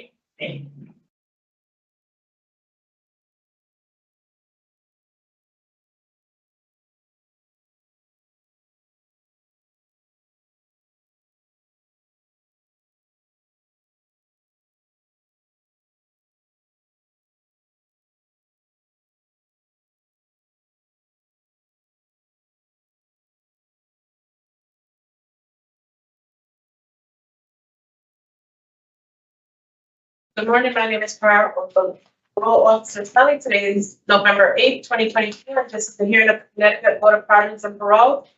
The following board members are present this morning and by state their names on the record, certified they reviewed all statutorily required documents and available pertinent information in preparation of this hearing. Nancy Turner, good morning. Good morning, panel member Barry. Robert Cizauskas. Please state your name and inmate number for the record, sir. Scott Goldsnider, 328-171. This hearing is being conducted in consideration of the parole application for Scott Gold-Snider, inmate number 328171. He is serving a sentence of 6 years, execution suspended after 2.5 years jail, 2 years mandatory minimum, with 3 years of probation to follow for 2 counts of illegal operation of a motor vehicle under the influence of alcohol. 3 years, 3 counts. 3 counts. 3 counts of illegal operation of a motor vehicle under the influence of alcohol. As of today, records reflect a parole eligibility date of 2/5/2024 at 50%. Just to also note for the record, his mandatory minimum date is January 25th, 2025.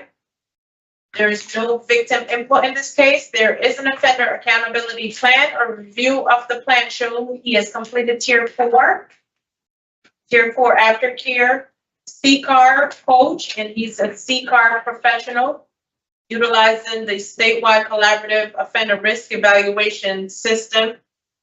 The offender overall score, the SRT, falls within the moderate range. Mr. Goldsnider, this is your opportunity to express to the board why you believe you should be granted parole. You may begin, sir. Yeah, good morning. I just turned 60 and I've been here for just close to 2 years now. Give me a lot of time to think. Alcohol has really devastated my life, my relationships with my friends and family. I did work 30 years for Coca-Cola, but that ended too because of alcohol. No call, no shows kind of thing. Alcohol is my problem. I am glad no one got hurt. I don't even believe I was driving. The last one I was on a scooter. So that is good. I didn't really hurt anybody yet, but I understand the potential was there. I understand the seriousness of that. I haven't wasted my time while I was incarcerated. I tried to do everything to learn about my condition. I've gone to every, AA, NA meeting I could get to. I've been a mentor I've been asked to be a mentor for quite a while. I like to think that was because I lead by example.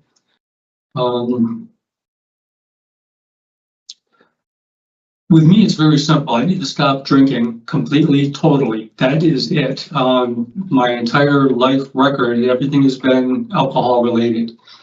I plan to, I hope to go to New Haven where there's a CCAR office. I have some community service. I would like to do it there. And I would also like to volunteer afterwards to help out, to try to give back a little bit. I've had 10 years in AA, bless you. I've had 10 years in AA and it worked when I was doing what I was supposed to be doing. And another period of my life, I had 9 years in AA. But my problem was I got complacent. I felt that I was okay. It has to be for the rest of my life. And perhaps I can give back to the younger generation. And I've learned a lot about my condition and what to avoid. And I don't know. I hope to just get out there and live a clean, honest, sober life. That is my goal. Okay. Well, thank you, Mr. Goldsnider. We appreciate that opening statement. We have prepared questions. We'll take turns asking you those questions. We've read all the available documents. Do you have any questions before we begin? No, I don't believe I do. Great. So we'll start with panel member Barry. Thank you, Madam Chair. So, Mr. Goldsnider, I want to begin by saying that I appreciate your acknowledgement that you struggle with alcoholism. And I also appreciate your acknowledging that you can no longer drink. You shared with us some of your sober times in your life, and when you were doing the right things, it seemed that you were okay. You were able to refrain from picking up. However, it's not in those times that you're a risk to society. It's when you do, when you are complacent, when you do think you can have a drink at a wedding or a birthday party, or in a celebratory drink, however you do it, is what leads you to get behind the wheel of a car and put everyone else at risk. And I would beg to differ that you talked about being on a scooter and not really being able to cause any harm that way. When in all actuality, when you were in March of 2022, you were making a left turn, or you were turning the corner and you struck some parked cars, and is that right? That's what the statement said, yes, but there was no one ever, that's as far as it went, was that statement. So I don't believe there was ever any, that never really happened to my knowledge. When I was at the police station, they asked me and they said this is what happened, and I said, okay, because I really did not know. But no one ever, I've never heard anything past that point as far as. In our official description, it says that that's what you did. So that's what we're going based on. Okay. And the fact of the matter is that when the officer asked you, had you been drinking, you said, as much as I can. Mm-hmm. Do you remember making that statement? Honestly, no. But it said that I hit vehicles with my vehicle. There was zero damage to my vehicle. So I don't know how that worked out.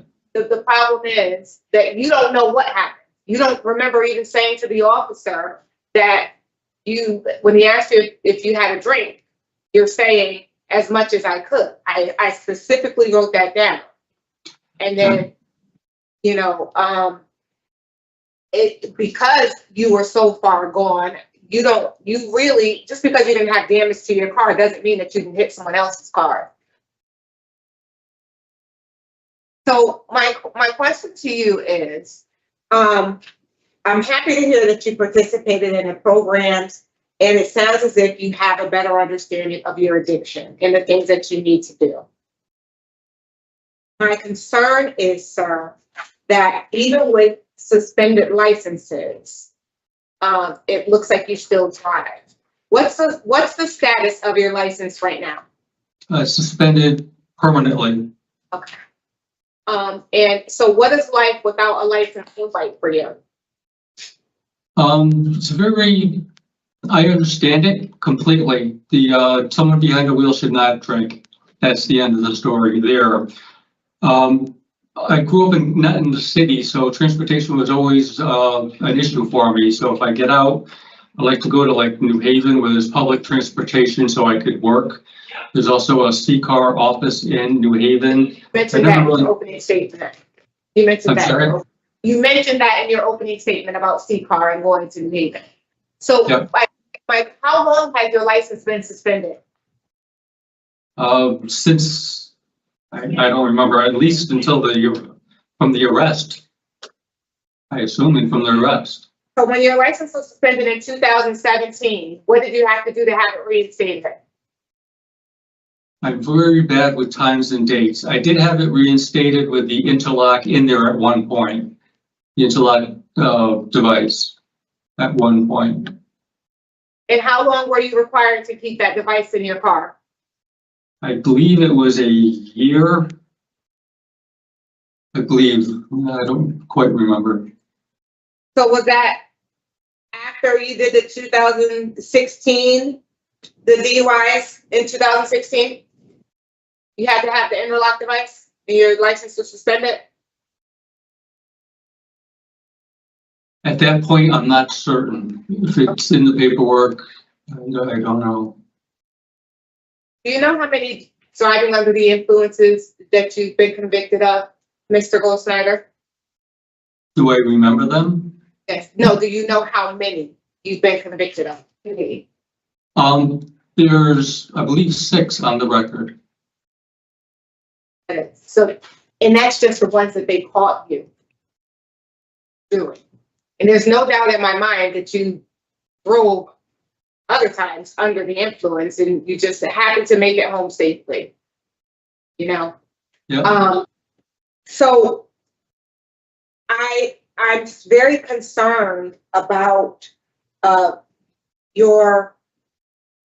nature of your offenses and how long they've gone on. I think the first one was in 2003. You talked about in your opening statement being sober, it sounds like, for about 9 years with the assistance of AA. What happened that caused a relapse? Complacency. I didn't keep on doing what was working. I thought I was okay. So what did you do? What did you, so what, you went to the store and you got a 6-pack of beer? What happened? I don't remember the exact thing that did it, but basically I was complacent. I didn't go to my meetings. I stopped calling my sponsor. And then you'll hear over and over in AA groups that they stopped doing what works. You thought that after that a certain amount of time, you thought that I was okay. And it's simply not true. It's a lifelong thing. So even after having all these accidents, you thought it was okay for you to drink? I mean, having all these DUIs, you thought it was okay for you to drink and drive again? It's insane. The thinking of an addict or alcoholic is simply insane. I don't justify it. Every other part of my life, I feel I'm pretty, pretty on par with where I should be. But concerning alcohol, it's insanity. Yeah. I mean, I guess for me, I would probably feel a little more comfortable. I understand that complacency can lead to relapse, but I think that you're being able to verbalize to me, well, this is what happened, and I went to the store and I picked up I got a bottle of wine and I drank the wine, and that one wine bottle led to 2 to 3 to 4 kind of thing, to gain a better understanding, aside from your saying complacency. Do you understand what it's like? Is there something that happened that said that, okay, I have to go and get a drink? Like, is there anything that triggered you? I guess that's what I'm getting at. Some triggers that causes you to want to pick up.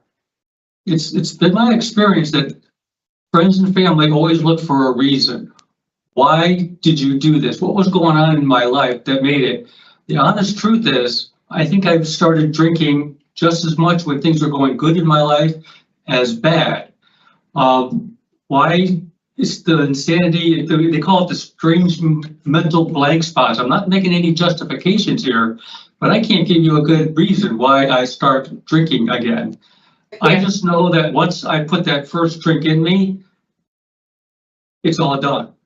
I cannot take that first drink, no matter what. It's very simple for me. If I drink, if I'm lucky, I'll be back in jail. If not, I'll be dead or do something. I have to take care of my addiction. I don't consider myself a criminal. I consider myself been an alcoholic addict. It's not an excuse, but that's very accurate of what I am. I cannot drink safely at all. Yeah. I guess that's what makes it even more concerning to me, though, Mr. Goldsnider, because if drink when times are good and you drink when times are bad and you just drink just because you like to drink, I can't safely say that I think that you're going to be able to continue on this path and not commit any more offenses. I mean, I understand what you're saying, that you really don't have a reason as to why, but that doesn't make me feel any better about making a decision to release you out into the community, because to me, that's still considered a risk. You're still considered a risk. I drink when times are good. I drink when times are bad. I drink just because I want to drink. And that's concerning to me. And I'm glad that you can acknowledge that. But in terms of us today trying to determine whether or not you're suitable for early release, that's, that adds to my already long list of concerns. So I got a question. If I was here for a year, 3 years, 5 years, and I said the same thing, you would probably justifiably have the same answer. So someone that has a disease, which is according to the American Medical Association and the American Psychiatric Association, that it is a disease. Putting somebody in jail is good. I mean, I needed it. I am not bitter that I'm in jail at all. But 10 years down the road, you could say the same exact thing.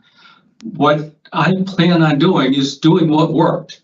It is staying involved in my recovery, because I got complacent. Things were going good when I did what I was supposed to do. Very simple. I understand your concern, but would the concern be any less 10 years down the road, 50 years down the road? Do we take people with addiction and just put them away and hope for the best when they get out? I don't have that answer for you. what we do is we put them in to prisons and we hope that they can rehabilitate themselves enough not to cause anyone else any more harm. And the fact of the matter is that they've tried to work with you for years. So they've given you opportunities to correct the behavior, and you continue to make the same decision. And when you what's the saying about offenses being a indicator of future behaviors or something like that? I'm trying to. Past behavior is best indicator of future behavior. Yeah, I'm horrible with that kind of stuff. But when you have this kind of history, sir, it's going to continue to be a concern. 10 years down the line, 20 years down the line, 30 years down the line, because we don't want anyone else to lose their lives because a person decides to drink and get behind the wheel of a car. Listen, if you want to go home and drink yourself into oblivion and die there in your house, that alcohol's legal. That's up to you. That's your choice. But when you take it that additional step further and get behind the wheel of a car, and I know you see it on the news, sir, people getting on ramps the wrong way, causing people's lives to forever be changed. Our jobs here, number one, is to public safety. Am I correct? That's what we do want you to be out there and doing well. That I think that's what we all desire, and that benefits us all. You're out in the community being a law-abiding, contributing citizen. However, we have to make sure that we do that in light of public safety. So that's my rebuttal to your question about our keeping people in prison. So I appreciate our discussion, Mr. Goldsnider. Madam Chair, I'm all set. Okay, thank you. So, Mr. Goldsnider, can you tell me what your support network consists of? Who's in it? Right now, I go to 9 meetings a week, but actually they just kind of switched recently because they moved us from different dorms until we get that straightened out. Okay, I'm going to clarify my question. So when you are released, because you will go out, whether it's at your mandatory minimum or your end of sentence, what's your support system in the community like? Well, I'm not there yet, so I don't know. What I plan on is starting a network of people in my area of my AA. If there's any way I can do an aftercare program with professionals, I am more than willing to do that. So you don't currently have a sober network, is that correct? I'm in jail, so no, I don't have anybody out there. I have friends and family at the moment, but that's something you build up, you work toward. You don't have an instant network when you jump But out. sir, you've been in recovery, you've done treatment at 5 different agencies, Mhm. and you've been in and out of the community. You talked about sober 10 years, sober 9 years. I have a count of 6 years between 2016 and 2022. You talked about going to meetings and becoming complacent and stopping going to meetings. So do those people not exist at all? The sponsor actually passed away. The network kind of disappears when I disappear, when I stop going to meetings. Because I jumped around a lot. So yes, people did disappear. Something I plan on, you start small, you go, you raise your hand, you say, I'm new to the area. You get in meetings and you start a network of people of where you are. Who in your family is still in your corner? Who? Both of my older brothers, one of my sons. I have a very good lifelong friend that's clean and sober.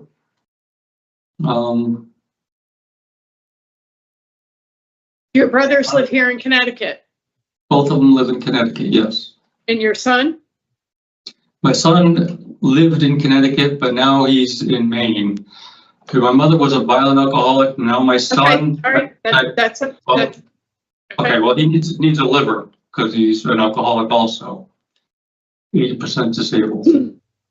So you had a technical violation on home confinement. What did that consist of? I have no idea.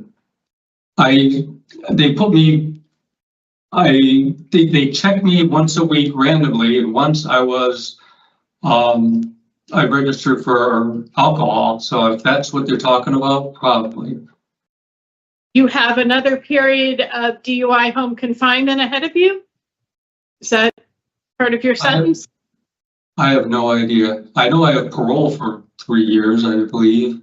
That's I have no probation. That's probation. I thought I was on parole. I don't know. So you have a minimum mandatory date of January 25th, and your end of sentence April 23rd. So we're talking about a possible period of 3 months of parole, support, and supervision were you to be granted today.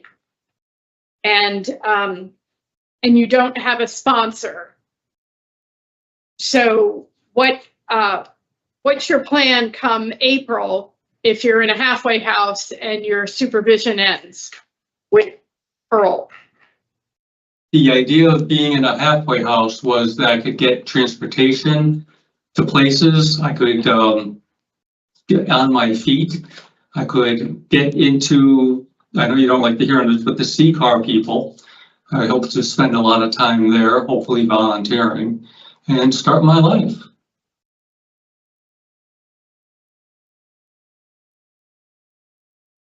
So from all the various treatment programs you've participated in, do you understand why alcohol is a problem for you? Do you understand? I'm sitting in jail. Yes, alcohol is a problem, mentally, spiritually, physically. It has done a lot of damage. I'm asking for the why. I know you said when you have your first drink, it's all done. But why is alcohol a problem for you? According to the research, some of it is genetic. Through a line of people, some of it is how I dealt with the crazy alcoholic mother growing up, trying to make things, and it worked for a while. I mean, I was very stressed out as a little kid. Alcohol worked. Have you ever tried Al-Anon or Adult Children of Alcoholics? I've read many books like Claudia Black about adult children of alcoholics. I fit many of those descriptions. I have gone to a couple Al-Anon meetings, but not a lot. But I'll do whatever it takes for me to stay sober. Staying in jail for another 3 or 5 months, I'm homeless now. Over 30 years at Coca-Cola, I got nothing. Okay, Homeless. okay. All right. We understand your circumstances. We honestly have read and we understand. So, since you have this complacency problem that leads to you resuming your abuse of alcohol, I do encourage you to try new things. I'm glad you're connected with CCAR. But perhaps, the adult children programs in addition to the AA can help you resolve some of those underlying issues and traumas of the childhood that predisposed you to abuse alcohol. So I'm offering it to you because you need to try everything. And if these are things you haven't, dedicated yourself to in the past, add them to your playlist because you need to get a handle on recovery in a very solid way so that, picking up really isn't an option for you. Agreed. Okay. Mr. Cizauskas? I don't have any questions. Thank you, Madam Chair. Okay, so we're done with the questions, sir. Just give us a few minutes. I think we understand where you're coming from, Ms. Berry. Yeah, I honestly really do have so many concerns from Mr. Goldsnider. That he is receiving the help that he needs while he's there, and it really sounds like he's really starting to navigate and understand the magnitude of his addiction. But again, I grapple with, him doing well in there versus him coming out in the community and being a person. So I appreciate that fully. I'm coming at it from the other side, which is he's engaged in the positive programs that he most needed. He's had, a chance to get some perspective back, engage with CCAR, re-engage with AA. And my concern would be putting him out end of sentence without housing and the basics to get his life in order, and that predisposing him to a relapse. He does not have a sponsor, and his support system sounds to me a little shaky. So for the 3-month period of transition, I would be willing to provide him parole supervision. Mr. Cizauskas? So reading through this, I was also weighing the fact for these 3 months, that's what we're talking about, is the public safety concern greater if he goes out homeless on probation, or is it better to him to have this oversight for these 3 months and potentially some resources that he could probably take advantage of to try to find some kind of permanent housing situation and some stability. He has done the work with CCAR and taken Tier 4 to address his issues. I think we're all concerned about this going the wrong way for him. But I do think that the parole support for those 3 months could be helpful to him and put him on a path to get some kind of housing situation rectified before he's out homeless on the street, which in my opinion would make this worse. So I'm in favor of granting parole today. I wanted to add to the record that he also did complete the DUI program.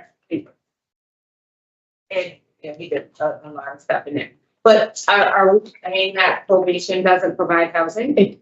Right. Even That has been my experience. Okay, so for conditions, I have no alcohol, no driving, halfway house, and a mental health evaluation and treatment if deemed necessary. Did you have anything in addition? I don't know what you said, but I was just looking it up. Yeah, those are the four I have. Halfway house, Alcohol. no alcohol, no driving, and mental health evaluation. Yes. Well, yeah, I don't know. I understand. Okay. And the probation according to the schedule. So in the matter of Scott Goldsnider, inmate number 328171, there is a motion to grant parole on or after your mandatory minimum date of January 25th, 2025, with the following conditions for your supervision. Halfway house placement, no consumption of alcohol, no driving, and mental health evaluation and treatment is deemed necessary. Do I have a second? Second. Those in favor? Aye. Aye. Those opposed? Aye. Nay. Okay, so the motion carries by majority. We wish you much success, Mr. Goldsnider. Good luck, sir. This concludes the hearing for Scott Goldsnider, 328171. Did you hear that? Me, yes. Mr. Gold- So you're all set. You'll receive all this in writing. Good luck to you. Hey, just got a quick question. Who decides where I go? Is that you guys or is that somebody at the facility? Parole and Community Services, someone will come meet with you to make a plan. Your release date is not until January 25th. Okay. It just, it looks On like or they- after. yeah, they also made me mentor. I've been a mentor for, I still am for like 8 months with the Well, that's addiction great, because services. you've got at least 2 more months you can continue to give back in that Absolutely. way. Absolutely. Okay, good luck to you, sir. You're all set, okay? The Very hearing good. is over.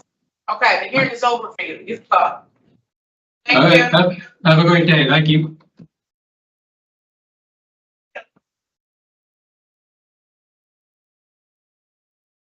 So you gotta do it. All right.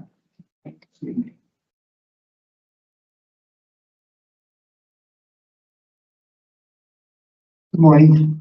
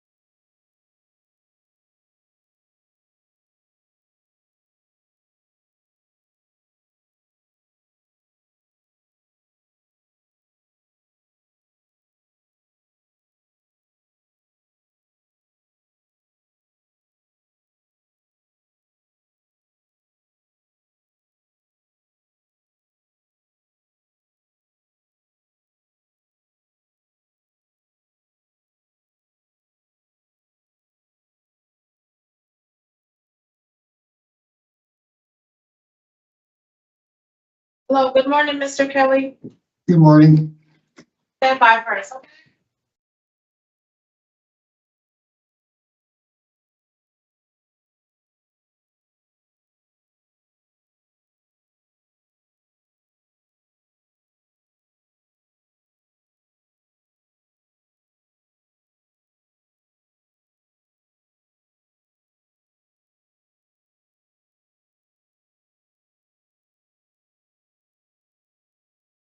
Good morning, my name is Parole Officer Smelly. Today is Friday, November 8th, 2024, and this is a hearing of the Connecticut Board of Pardons and Parole.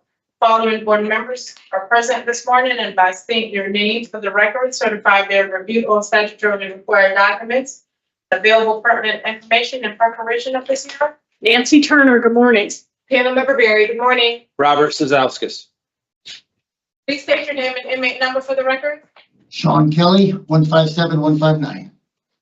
This hearing is conducted in consideration of the parole application for Sean Kelly, 157159.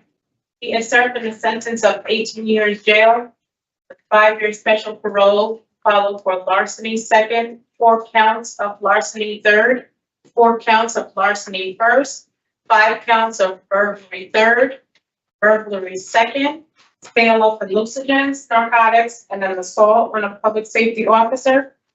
As of today, records reflect a parole eligibility date of 3/12/2025 at 85%. There's no victim input in this case. There is an offender accountability plan for the offender. It has been reviewed and show that he has completed or he's currently participating in this Voices program, and it's slated to end December 26, 2024. Mr. Kelly, this is your opportunity to express, I apologize, utilizing the statewide collaborative offender risk evaluation system scores. The offender falls within the SRT range of very high of risk for recidivism. Mr. Kelly, this is your opportunity to express to the board now why you believe you should be granted parole. You may begin. Well, I'm trying to make what changes in my life. I'm working on the Voices program here. I know I made mistakes when I was home.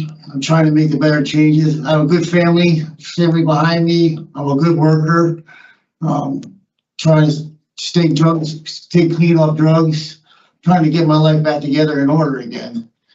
I know I'm getting close to going home and discharging soon at the end, and I'd like the opportunity to get started, to get into a happy house. At least I can get a job and get myself at least ahead of time, so I won't be just walking out of here discharged with nothing.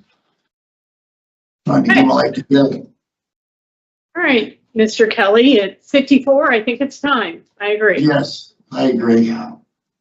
So we are each going to take turns asking questions of you based on the documents that were available to us to read. And then we will discuss your case and make a decision this morning. Are you ready to proceed? Yeah, can I ask one question? It said 18 years. I thought it was serving a 3-year sentence. It was 18 years was over. No, it's a combination of a long history and a long rap sheet, and so let's proceed, and we'll see what shakes out. Okay, thank you. So, have you ever been on? Well, no. Yeah, he was. So, I'm gonna go over some of the facts that I have and just verify with you. Okay. Okay. So, you have, you were on supervision and you absconded. You removed the GPS device from your ankle, and you were found in possession of a stolen motor vehicle. Yes. Okay. You have a criminal history that dates back to 1987. Yes. And at 54, you score out very high for your risk to reoffend. Yes. You've been afforded 7 opportunities at supervision out in the community, and you have not been successful even one time. You have a drug and alcohol score of 4, with 5 being the highest possible.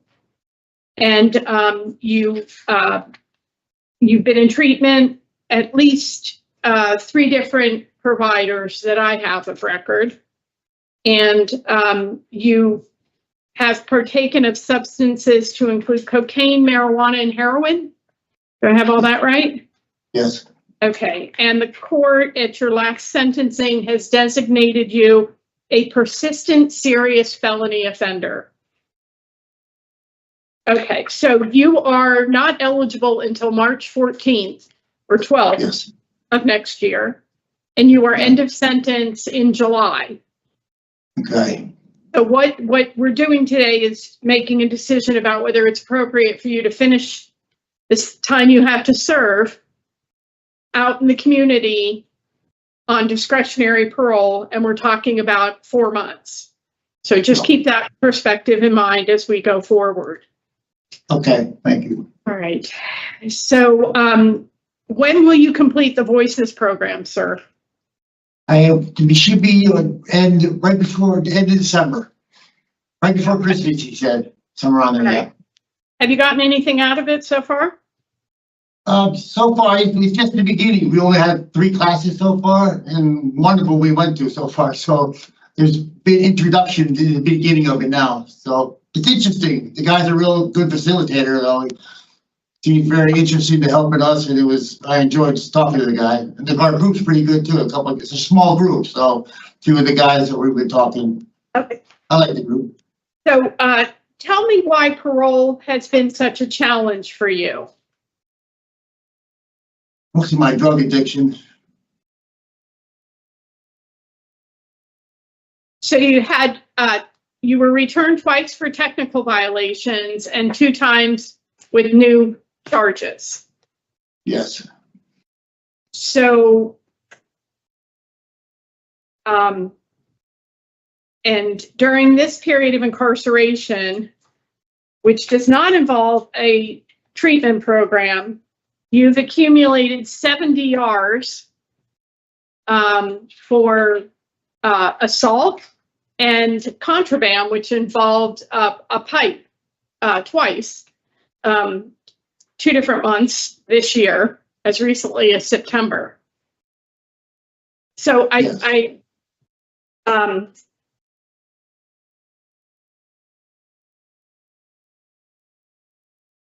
Why? The pipe is an empty pen tube. It was no pipe or anything. It was just that right now they're having a big epidemic in here with K2 and everything else So are going you telling on. me that you have not been using substances while incarcerated? I'm clean. Now I'm clean. Okay, so why would you refuse to give a specimen twice in last year? That was because I have urinary problems, prostate problems, so I have to take medication, and they won't let you sit down to urinate, so I had to take the ticket. I couldn't urinate at all. I have trouble peeing when I'm standing up, so my prostate's real bad. That's too bad. TMI, too much information. This is live streamed. You have a right to your privacy. I apologize. You're currently participating in the MAP program. Yep. Have you done that in the past? I once before for a little while. I was only on it for a couple of weeks.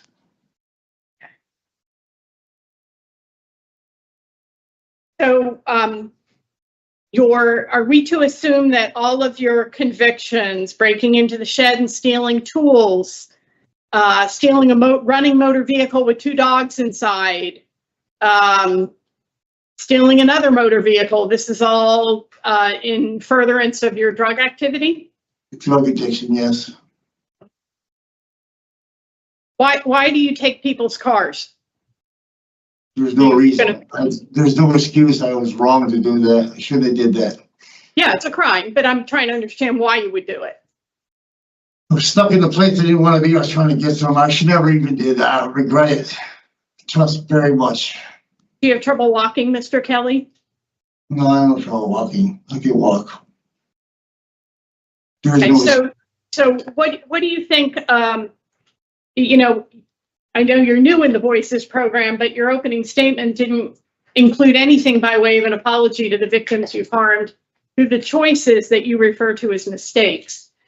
What do you think the harm is that you're doing to everyday citizens who are just going about living their lives and their belongings are stolen from them because you didn't want to walk?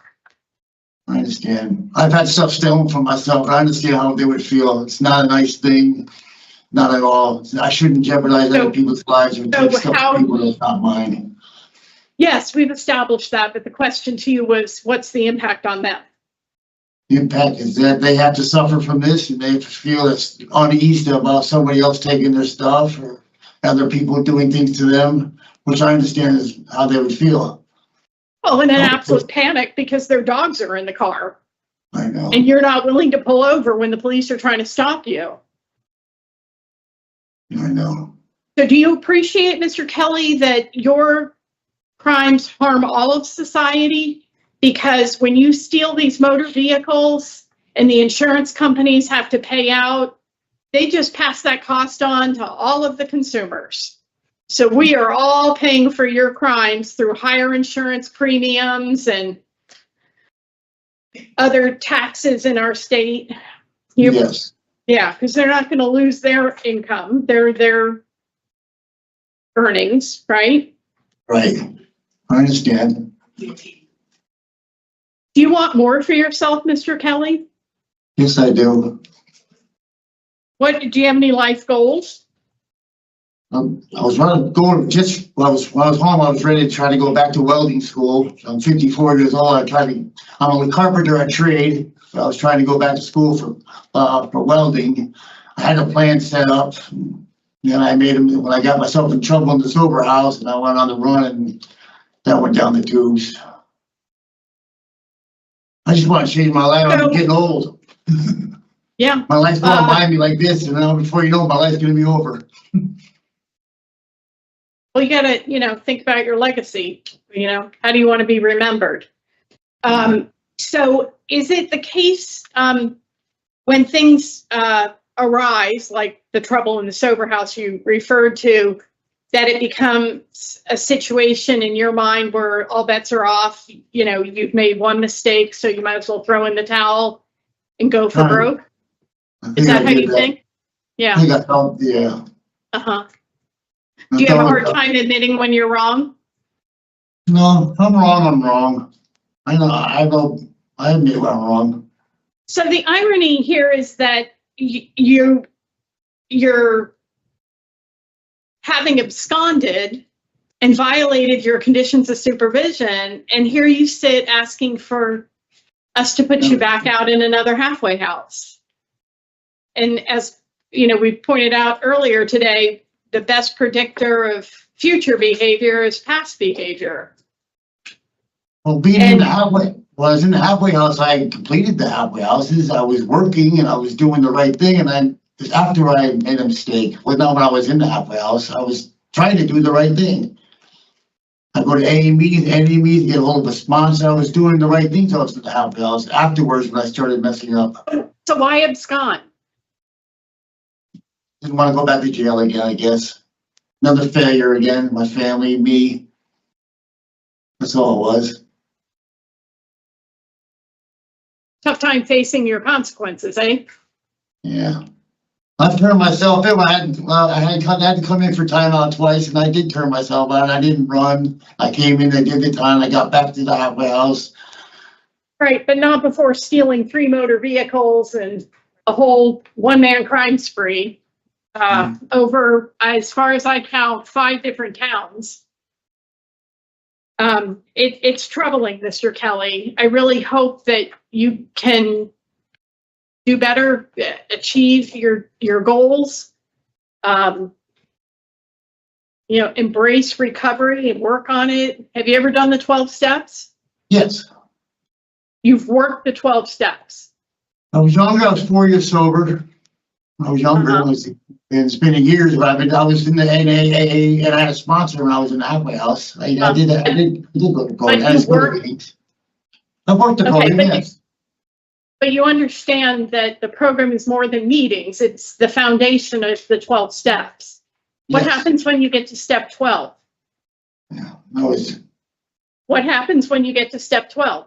Have a spiritual awakening. Life's supposed to be better and changed by then, I guess, but. No, you start all over again because you're making a commitment to yourself every day, sometimes every hour of every day, to live clean and sober. There is no reward at step 12. This is hard work, sir. I know.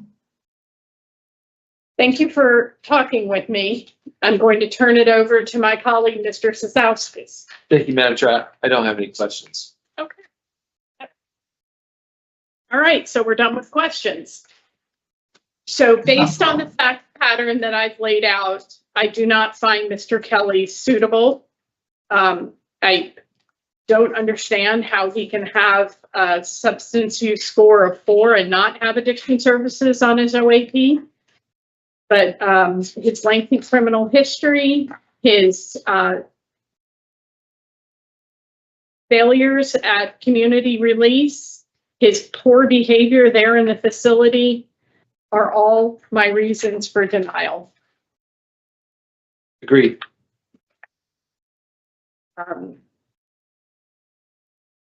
So in the matter of Sean Kelly, inmate number 157159, there's a motion to deny parole for the following reasons: your criminal history, your poor performance on community release, and your poor institutional adjustment. Do I have a second? All in favor? Aye. That'll go Motion on. carries. I'm sure we still need to set a special. Yes. Let the record reflect that Mr. Kelly has left the hearing. So as far as his 5 years of special parole, I have a mental health evaluation and treatment, no alcohol, halfway house, I have behavior management for anger management, and no contact with victim ED, and no contact with co-defendant Mark Deligiano. I have that. DEDEN. Deligiano, yes. You're fine. You can come in. Okay, come on. Do you have any No, additional? that was it. You guys got it. So, in the matter of Sean Kelly, there's a motion to set the following conditions for his special parole supervision. He's to consume no alcohol, halfway house placement, mental health evaluation and treatment is deemed necessary, behavior management for anger management, no contact with victim initials ED, and no contact with co-defendant Mark DeBigiano. Yes, second. All in favor? Aye. Aye. Motion carries. This special is a hearing for Sean Kelly, 1571. Mr. Rodriguez. Hey, how you guys doing? Stand by for us 1 second.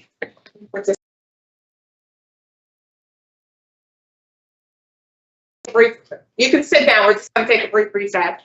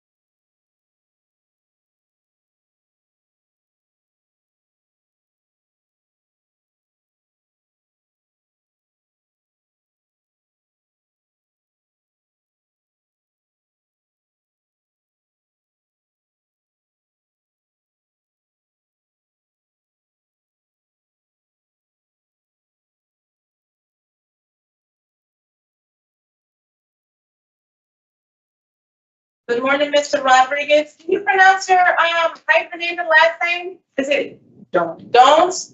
Dones. Dones. D-O-N-E-S. D-O-N-E-S.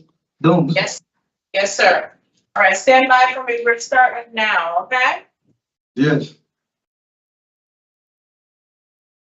Good morning, my name is Parole Officer Spelling. Today is Friday, November 8th, 2024, and this is a hearing of the Connecticut Board of Pardons and Paroles. The following board members are present this morning, and by stating your names on the record, certify they have reviewed all statutory and required documents and available pertinent information in preparation of this hearing.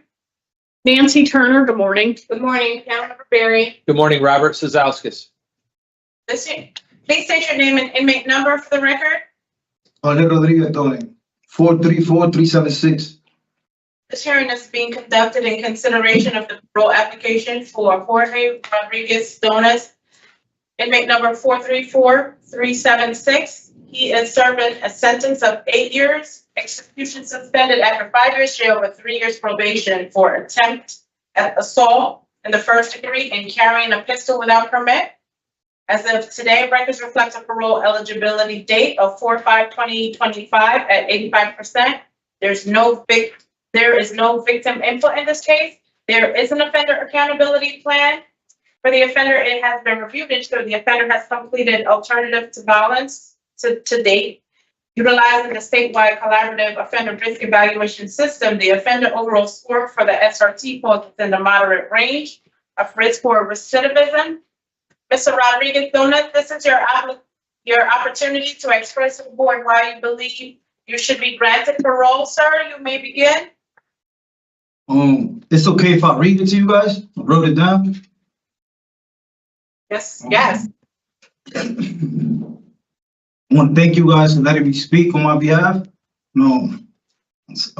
I think I should be granted parole because during this time in prison, I learned my lesson. Now I know what it is to lose my freedom, and I will never jeopardize that again. During my incarceration, I completed an alternative to violence program, where I learned on different ways to deal with real life scenarios and situations without having to use violence. I also learned better communication skills, listening skills, and just life skills, period. If I was granted parole, my plan would be to focus on myself, to focus on being financially stable. My goal is to work as many hours as I can so I can eventually sponsor to my own place. I take full responsibility for my actions and the wrong decision I made that day. I regret not walking away from the situation when I had the chance. I'm aware this affected not only me, but my family and the community, and I would like to apologize for that. I have lots of family support. I also have a beautiful girlfriend and 2 gorgeous stepkids that are waiting on me and that's been by my side supporting me the whole time. And I'm mindful of that, believe me. Now I know what's really important and what's my priority should always be. If I may, I would like to ask you guys to help me transition back to my community by giving me parole, even if it's to a halfway house or a parole house. That way I can start working on bettering myself from the outside. That was it, thank you. All right. Well, thank you, Mr. Rodriguez-Donas. You did a nice job with that.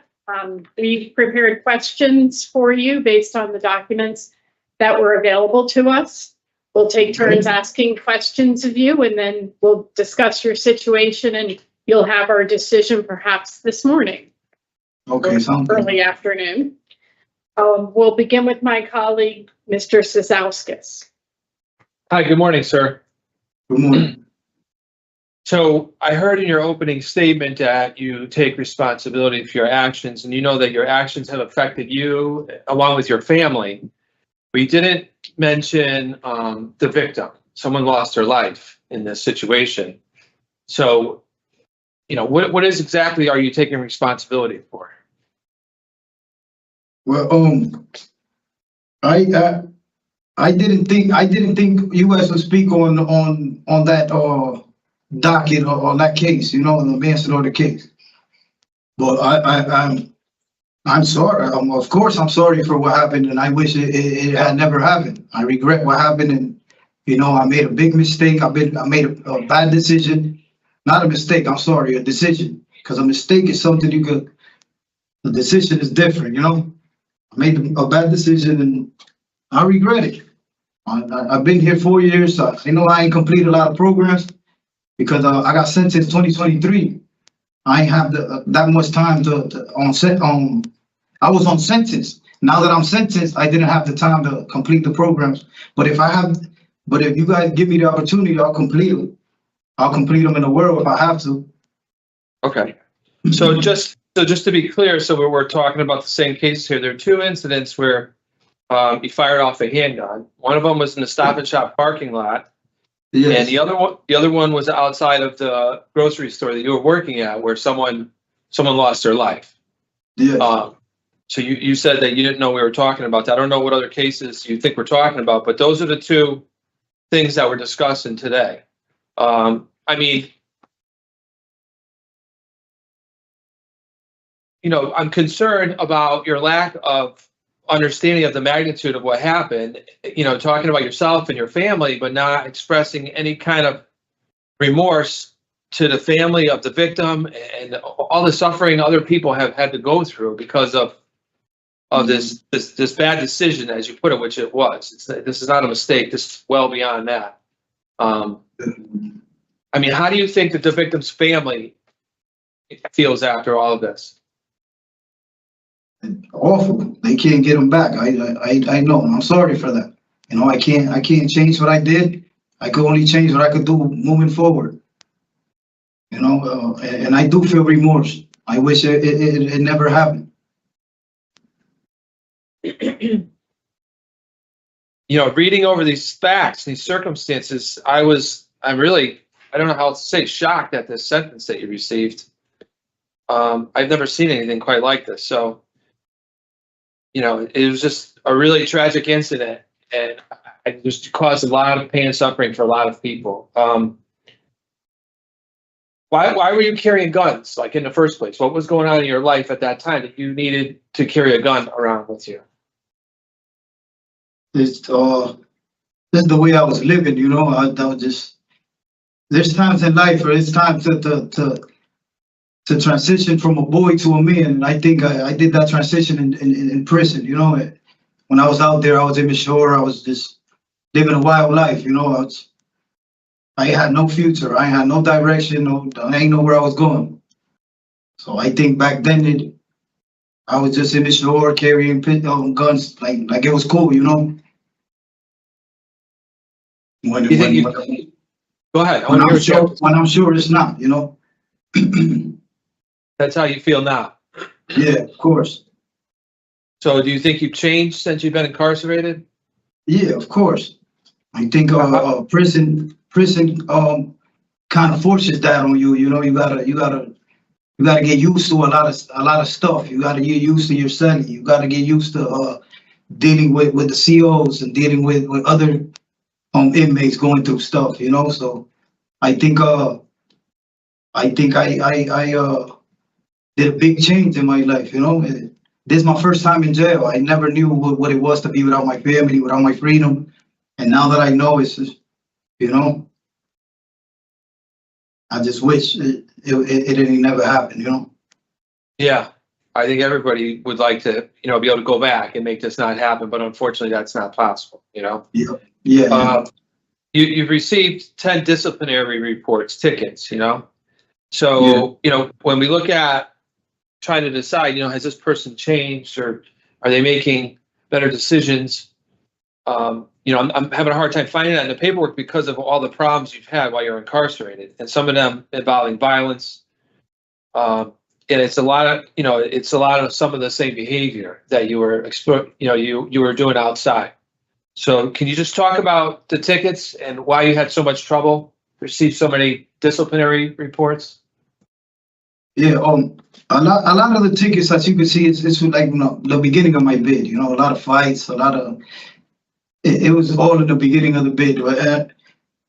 Towards the end of the bid, I received tickets. They were more like phone tickets. I received a contraband ticket. I received 2 contraband tickets, a safety and security ticket, and I think that was it. Like towards the end. So I don't know if you guys see that. It's no more fights, no more aggressive. It's more. I did recognize that the tickets have changed, right, from more of violence to more of just not following the rules. But following the rules is important too, especially in a halfway house. Yeah, especially in a halfway house and on parole. There are a lot of people there, like there are where you're at, and there are a lot of rules and regulations, and people are going to be asking you to do things, and you have to be able to follow the rules. Yes. Even sometimes when you may not agree with them or you may want to do something different, you have to be able to follow the rules. Okay. So I have recognized that your tickets have changed over time from the violence in the beginning of your incarceration to now just not following the rules. So I do recognize that. Talk about where you want to live and work. What's your plan for the future when you get out?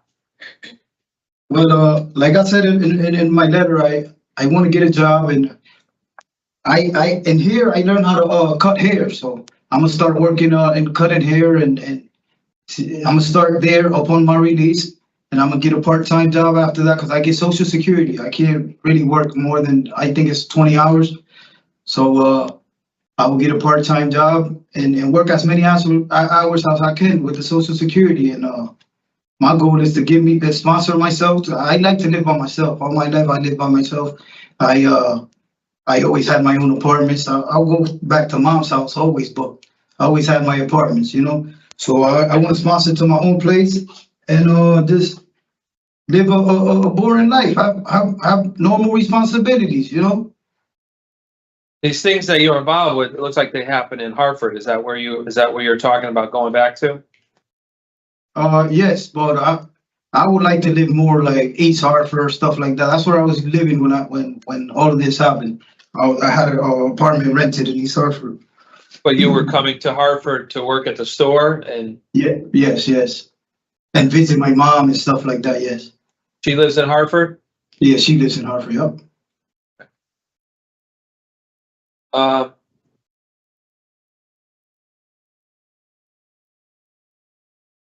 You know, some of your tickets and the stuff that happened on the outside was, you know, involved in violence and anger. I mean, do you think you would benefit from an anger management program?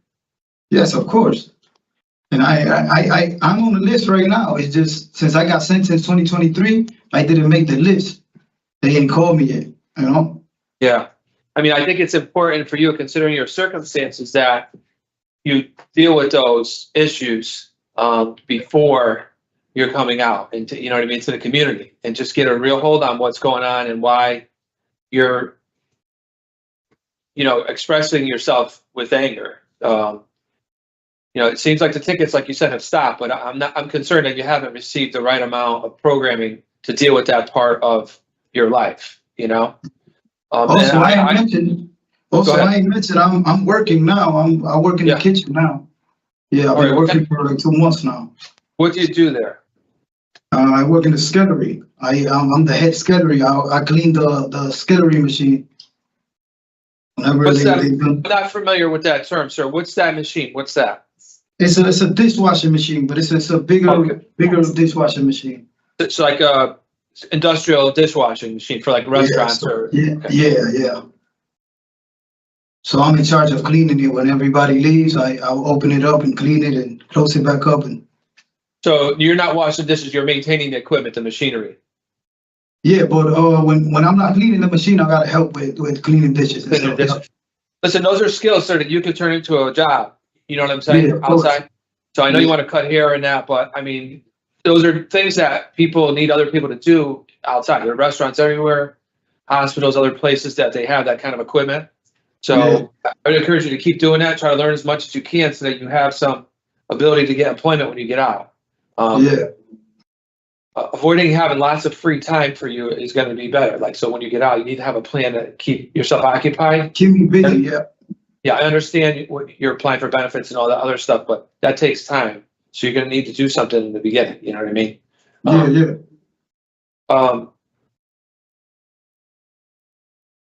Just see, you know, just explain to me how, like, going forward, this is the last thing I have for you. Just like, how do you think you're going to live the rest of your life and then just stay out of trouble? You know what I mean? These crimes that you're involved in are very concerning. I mean, the worst things that someone can do. You know, I want to hear from you what your plan is for the future, like down the road, living your life and not going back to this and coming back where you're at now. How do you plan to do that? Yeah, like I said on my letter, I now know what my priorities should be. Like family. Family is something that they should get all my time, you know, work and family. That should be, they should get all my time and all my energy, you know. Back then I was more worried about friends and fake friends at that, because, you know, so now I'm not worried about none of that. I'm just worried about, you know, living my life, getting a job, getting an apartment, traveling when I can, you know, when I'm allowed to, having my own kids, because I still have no kids, you know, and just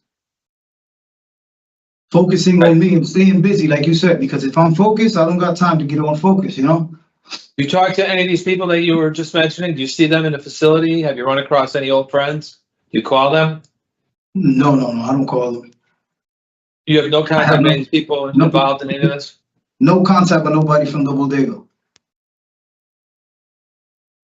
All right, thank you for answering my question, sir. I'm going to turn it back over to the chairperson so they can ask you questions, okay?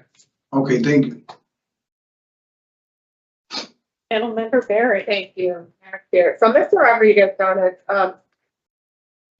there was so much information that you're sharing here with us today, as well as in your file when we reviewed it for today's hearing. Some of the statements that you made were extremely concerning. For example, you, and I think Mr. Cizauskas just mentioned it, you said that you were working at this bodega, this Miller's Market, or I don't know. But in your PSI, it said that you were selling drugs to support yourself. So which one was it? I used to work behind the counter on the bodega. And were you selling drugs as well? At times I did, but not behind the counter. Now, I didn't ask you if you were selling it behind the counter. I asked you if you were selling drugs in the community when you were out there, sir. Yes, I was, yes. And so when you start selling drugs, then that means that you have to carry the firearms, right? Because you got to protect yourself. Yes, you can say that, yes. And so when you said that the victim in this case robbed you, right? Because the officer asked you if you called the police, you said no, because you had every intention on settling the score yourself. Is that right? Yes. So when you were out in the supermarket, stop and shop with your girlfriend, and you guys were grocery shopping, and you saw this victim, and you started yelling out, "I'm going to kill him," in front of everybody. Did you not think that people were going to know that it was you, or that once shots were fired, they would be able to identify you as that person? At the time, I didn't think on any consequences or anything like that. Like I said before, I was immature. I was just a kid. Sir, this didn't happen very long ago. You're 28 now. So, Yeah, I'm 20. Science indicates that, your brain's fully developed at 26. So your brain was already fully developed and you were still making poor decisions. It happened when I was 23. So, okay, so the one where you were at the grocery store may have happened at 2023, but this one at 21, when you and the victim in this case were shooting like it was the wild, wild west in a being on shootout over, I have no idea what, and people died, a person died. It's just insanity how this vicious cycle of violence continues in our neighborhoods because people like yourself who make these decisions that they're going to settle or solve their crimes or their problems themselves, putting everybody else at risk. And the problem that I have with this, Mr. Rodriguez, is that you were charged with having another weapon in 2020, but they nollied that case. What did you have in the car? Was it another gun in the car in 2020? pardon me? Well, in 2020, when they pulled you over, was there a gun in your car? What was the weapon in the car? No, it was a knife. Why do you have a knife? It was a big fishing knife. I just happened to have it in the car. A fishing knife? Okay. Yeah, it was a big fishing knife. I happened to have it in the car. Okay. Walk with me down memory lane here.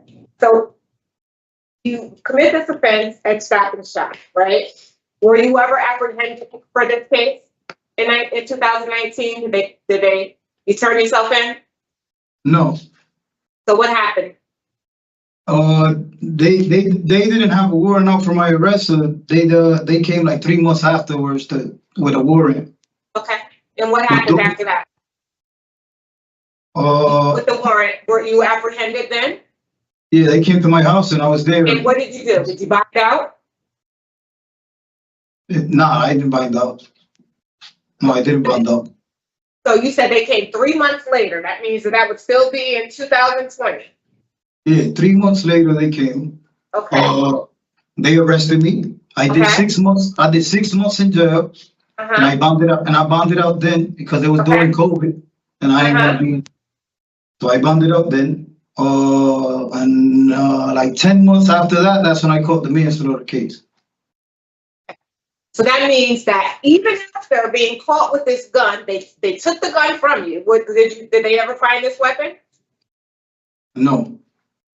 So is this the same gun that you used then in this crime with this victim? The one where you were, so you acquired another firearm out on bond. This insanity. This is just craziness. Like, I don't know what you guys need to avoid being in these situations. It's just, it baffles my mind that you would think that it's okay. I'm going to protect myself and I'm going to put everybody else at risk. Because one, I'm not licensed to carry a firearm. I received no training on how to even use a firearm, but I'm gonna buy one off the street, and if I have to use it, I am going to use it. And bullets don't discriminate, so they go where they go. And innocent people lose their lives every single day because of those decisions. It's just I don't know what else to say, because, but you know, it doesn't sound to me, Mr. Rodriguez, that you are an unintelligent man. Why can't you put that energy towards doing something positive in your community? Get your education. Go and talk to the youth about the issues in their community. You talk about bringing children into this world. Why would you want to bring children into this world when there are people dying, innocent people dying, every single day, and you're in prison, in khakis, because you can't follow the law? I'm not done. Okay. Oh, wait, I did actually have one more. Why did you want to waive your parole? I'm sorry. Waive my parole? Yeah. I wanted to waive it because I thought I had to waive it to get community release. Yeah. They made you Wait. They Yeah, explained it. They explained it to me and stuff. So that's when I said no, then don't waive it. But I was told I had to waive parole to get community release. So okay. Thank you. Okay. thank you. So, sir, do you have a barbering license? No, I don't. But I'm work towards getting a barber's license. Where are you going to study? I still don't have a school to go study, but I'll look it Okay, up. so you have no plan, and yet you think you're going to go out and get a job as a barber without having a valid license. Again, you need to abide by the rules of our society, sir. Yes. You have 3 years of this sentence hanging over your head when you go out and complete your probation. And you violate, and you can be brought back and made to serve those 3 years. You should be aware of that. You Yes. also have 5 years on the state's deadly weapon offender registry. That's an obligation with the state police. Keep them informed of your address and answer their questions when they come around. So you need to take that seriously, or it could cost you 5 years in prison. And I just want to make sure you understand that your the fact that you haven't been offered programming is as much a result of your behavior and the DRs you've accumulated this period of incarceration as it is to the fact that you were sentenced a year ago, June. Okay. If your behavior had been what it should be in the facility, the prison, then you would have been afforded those programs. So you have about a year left on your sentence. I think you could certainly get in a few more programs if you wanted to really work on yourself. Did they offer you the opportunity to go to school? Yes, they did. And you chose the job instead? Yes. Okay, they pay you to study. So you could have been bettering yourself with a GED and preparing yourself to be successful out in the community. I tried to get my GED in county, and it was just too hard for me. So I figured I do it in the world, in the community when I get out. Well, but I do want to get my GED. You know, I would encourage you not to give up on yourself. A GED No, never, is never. the foundation on which you can build the rest of your life. And, Yeah. you know, there at Osborn, there could have been even more support to help you be successful with that. And if you're going to have children, you want them to get an education. Yeah, and of so you course. need to be a role model for them with getting Yes. your own education. The 2019 conviction or case where you were carrying a dangerous weapon, what weapon was that? It was a fishing knife. That was 2020. Was the 2019 also a knife? 2019. Mm-hmm. August. What was Hartford, it? carrying a dangerous weapon, breach of peace. Yeah, it was a knife. Okay. It was a Right, big knife. I want to make sure you understand, sir, as a convicted felon, you are prohibited from possessing firearms and ammunition for the rest of your life. You understand that under state Yes, I and federal understand. law? Yes, I State understand. and- Okay, good. All right. That's it for questions, sir. Give us just a minute. Okay, Mr. thank you. Cizauskas? So, Mr. Rodriguez-Donas is here for some very serious crimes, and during his incarceration has not displayed good institutional adjustment. The nature and circumstances of these two crimes are very concerning. He hasn't taken appropriate programs to deal with his anger management, and all of that just leads me to be concerned about, he has not reached a level of change that, for me to be able to grant him parole. So for today, I can't support his proponents of denial. And Ms. Berry? I agree. Okay. What would be your reason, sir? So I have nature and circumstances of this current offense, poor institutional adjustment, inadequate evidence of offender change, and inadequate institutional program participation. Are you comfortable with those? Okay. So in the matter of Jorge Rodriguez-Donas, inmate number 434376, there is a motion to deny parole for the following reasons: the nature and circumstances of your offenses, your poor institutional adjustment, inadequate program participation, and evidence of offender change. Do I have a second? Second. All in favor? Aye. Motion carries. We wish you much success, Mr. Rodriguez, but we were unable to grant you parole. Okay, it's okay. Thank you. Have a Good luck. nice day. Keep working on yourself. Yeah, I will. Definitely do anger management. Yeah.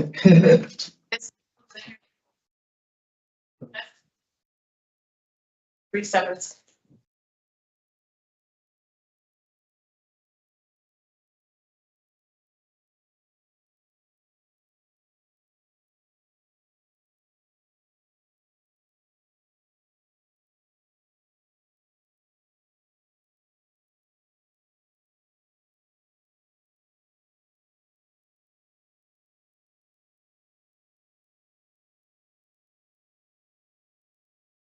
Sit down. Yes, Mr. Saunders. Saunders, right? Yes, ma'am.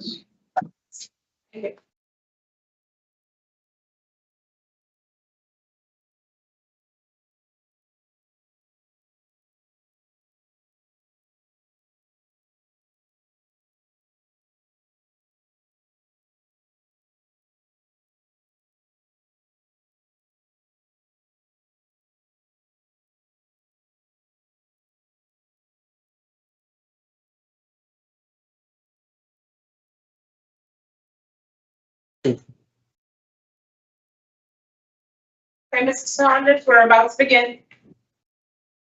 All right. Good afternoon. My name is Parole Officer Study. Today is Friday, November 8th. This is the hearing of the Connecticut Board of Pardons and Parole. The following board members are present this afternoon, and I state their names on the record, certify they reviewed all statutorily required documents and available pertinent information in preparation of this hearing. Nancy Turner, good afternoon. Councilmember Berry. Good afternoon. Robert Cizauskas. Please state your name and inmate number for the record. Courtney Saunders, inmate number 370802. This hearing is being conducted in consideration of the parole application for Courtney Saunders, 370802. He is serving a sentence of 10 years jail, followed by a 5-year special parole for assault first and assault third. As of today, records reflect the parole eligibility date of March 20, 2025 at 85%. There's no victim input in this case. There is an offender accountability plan for the offender. It has been reviewed and showed he has completed Alternative to Violence Advanced, Domestic Violence, Voices, Embracing Fatherhood, utilizing the statewide collaborative offender risk evaluation system offender overall score, RT, falls within the moderate range, risk for recidivism.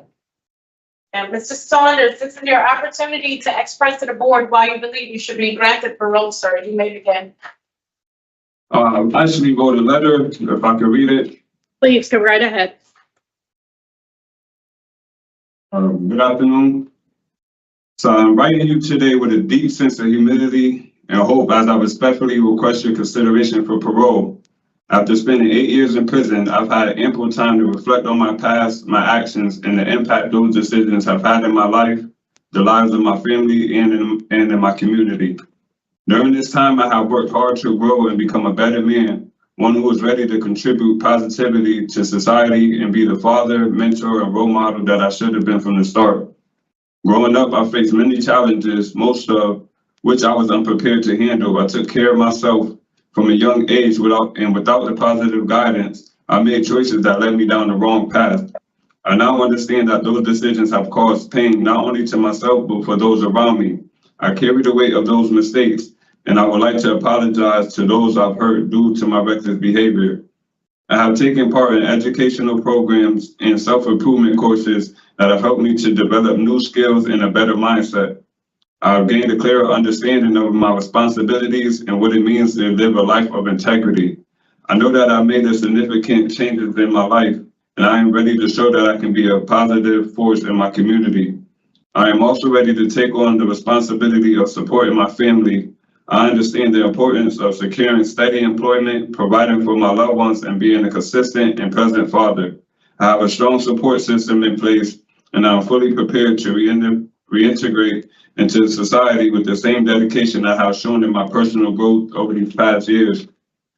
I know that I cannot change my past, but my future is in my hands. I am asking for the opportunity to continue on this path of redemption outside of here.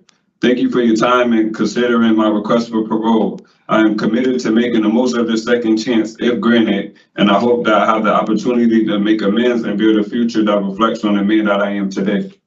Thank you. Thank you, Mr. Saunders. You did a nice job with that and you delivered it well. Thank you. Did you spend a lot of time on it? Yes, I did. I encourage you to hang on to it and read it from time to time. All right. All right, well, we're going to take turns asking questions based on the documents that were available to us, and then we will discuss your case and make a decision this afternoon. Do you have any questions? No, ma'am. Okay, so we'll begin with my colleague, panel member Barry.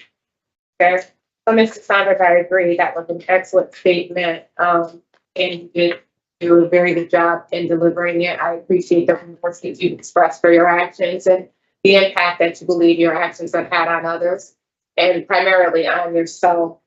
And I know that 8 years in prison is a long time to be down, but this crime was very, very serious.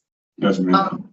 And in reviewing the documents in preparation for today's hearing, sir, the resounding, I guess, trail of events show that you pretty much deny that you abused this child. Is that still your position here today?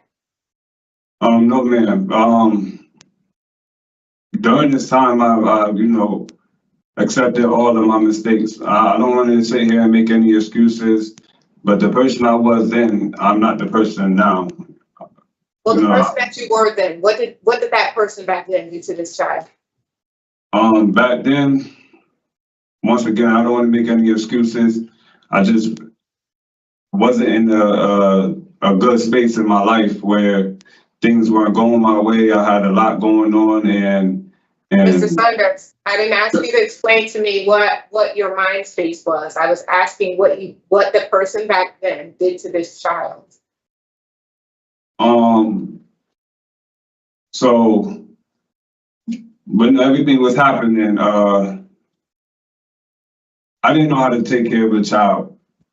So, the crying, the constant, just watching the child wasn't ready. And one day he did cry and I did shake the baby, and he, Obviously I lied about it because I was scared, and you know, I didn't want this to happen.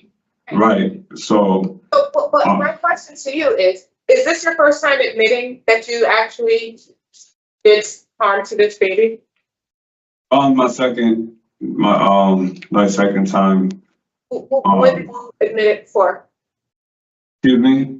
When did you admit that before? Now?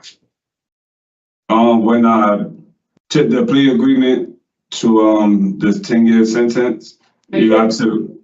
Well, you have to like acknowledge that you did, you know what I mean, something wrong. I never admitted to the shaking part, but I did acknowledge that No, you something admitted, pled guilty Yes. to the charges, but you never said, this is what I did. Did you ever tell the victim's mother what you did to this child? No, ma'am. How did the baby get all these burns? The burns was due to a bath that I was giving him prior to the event. He had first and second degree burns on his body from hot water, from a bathtub. Yes, ma'am.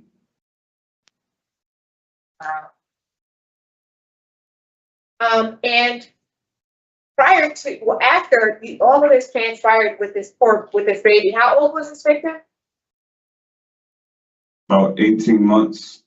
I'm not. Do you know if he has any long-term injuries because of this? Oh, no, ma'am. You don't know, or he does not? No, he does not. Okay. And he was not your biological child, is that right? No, ma'am. No, he was not. Okay.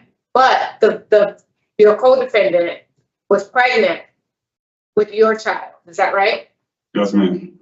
And you got into an altercation with her too. Well, she was what, 5 months pregnant? Yes, ma'am. And what did you do to her?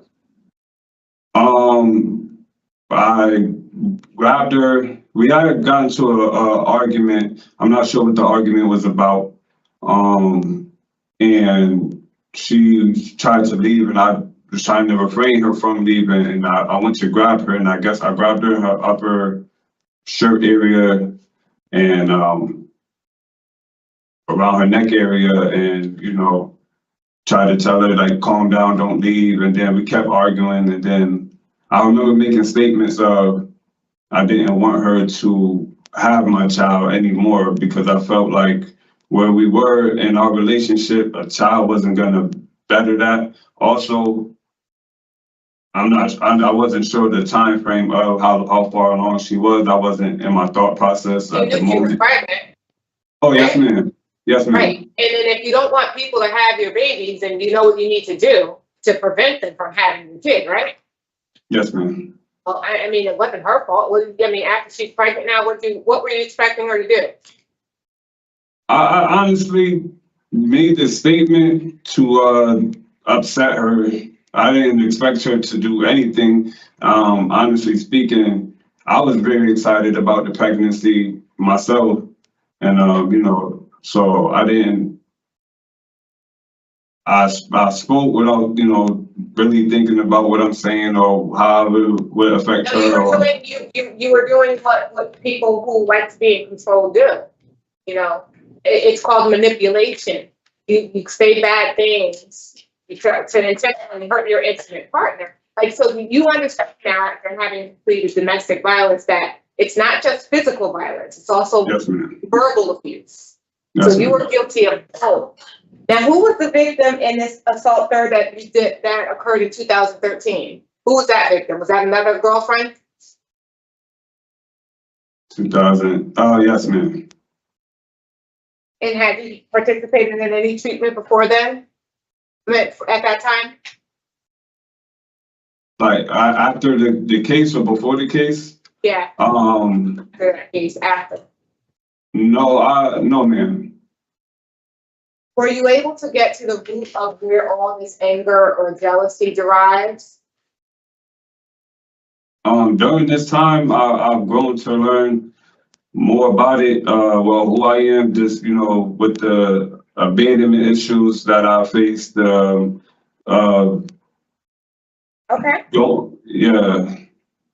Understandable.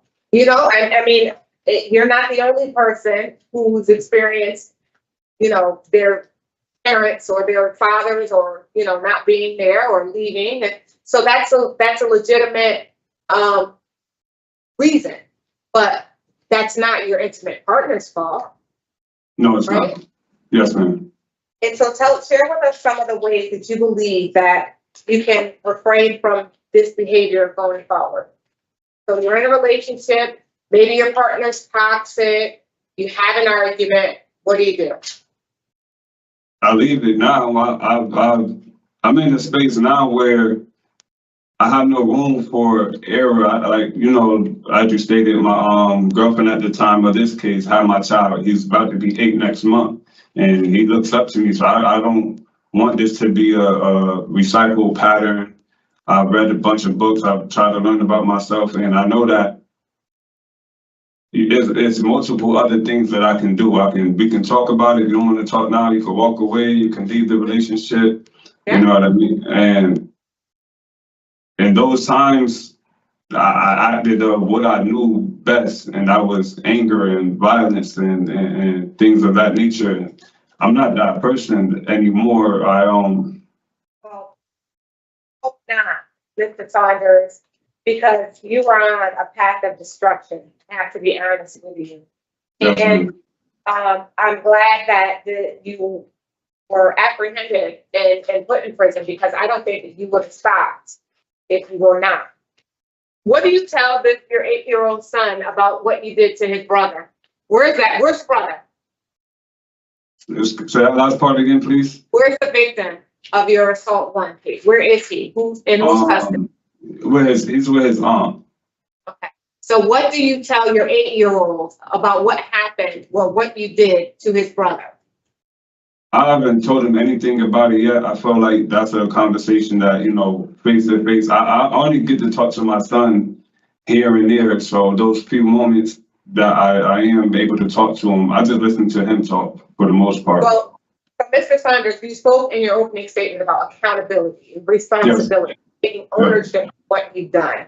And it doesn't sound like you really are. That responsibility and accountability means being honest. And Right. there is a reason why that child is no longer with his mother. Does he even know that?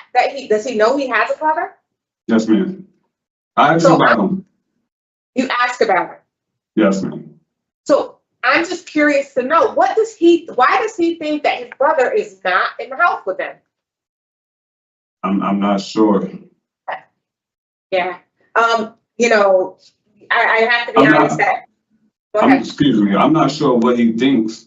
I can't answer that question because I don't know what he knows or what he doesn't know about the situation. But that's why you should be honest. Why does he think you're in prison? Does he know you're in prison, or are you telling him you're away at college, or, you know, I know y'all make up stories. I heard that he knew I was in prison. I never told him. I just tried to sugarcoat, you know, where I am to him. For the most part, I try to tell him, you know, like, when I tell him things like you have to be good, you have to behave, I'm in a place where bad people are and stuff of that nature. I don't specifically use the word jail, but I use it. I let him know that this is a bad place. I made mistakes. And I've always told myself when he gets older, because I'm not sure. I'm going to stop you because my questions are, I think that I try to be as complete as possible. So I specifically asked you, why does your son think that you're away? Why does he think you're in prison? What do you tell him? I heard you say that you didn't tell him that you were in prison, that he heard that. You just said you're in a bad place, a place for bad people. Why does he think you're there? He doesn't. I've never expressed why I'm here. I understand what you're saying. I've never told him why I'm here. Why does he think I'm here? I'm not sure what they tell him out there, because I don't talk to them often. So don't you think that as his parent, for you to tell him your side of the story opposed to other people telling him the story, and then you're going to be trying to make up for, you know, the negative things, if there are negative things that they're putting in his ear. I think that honesty is the best policy. That's just me. But I agree with you.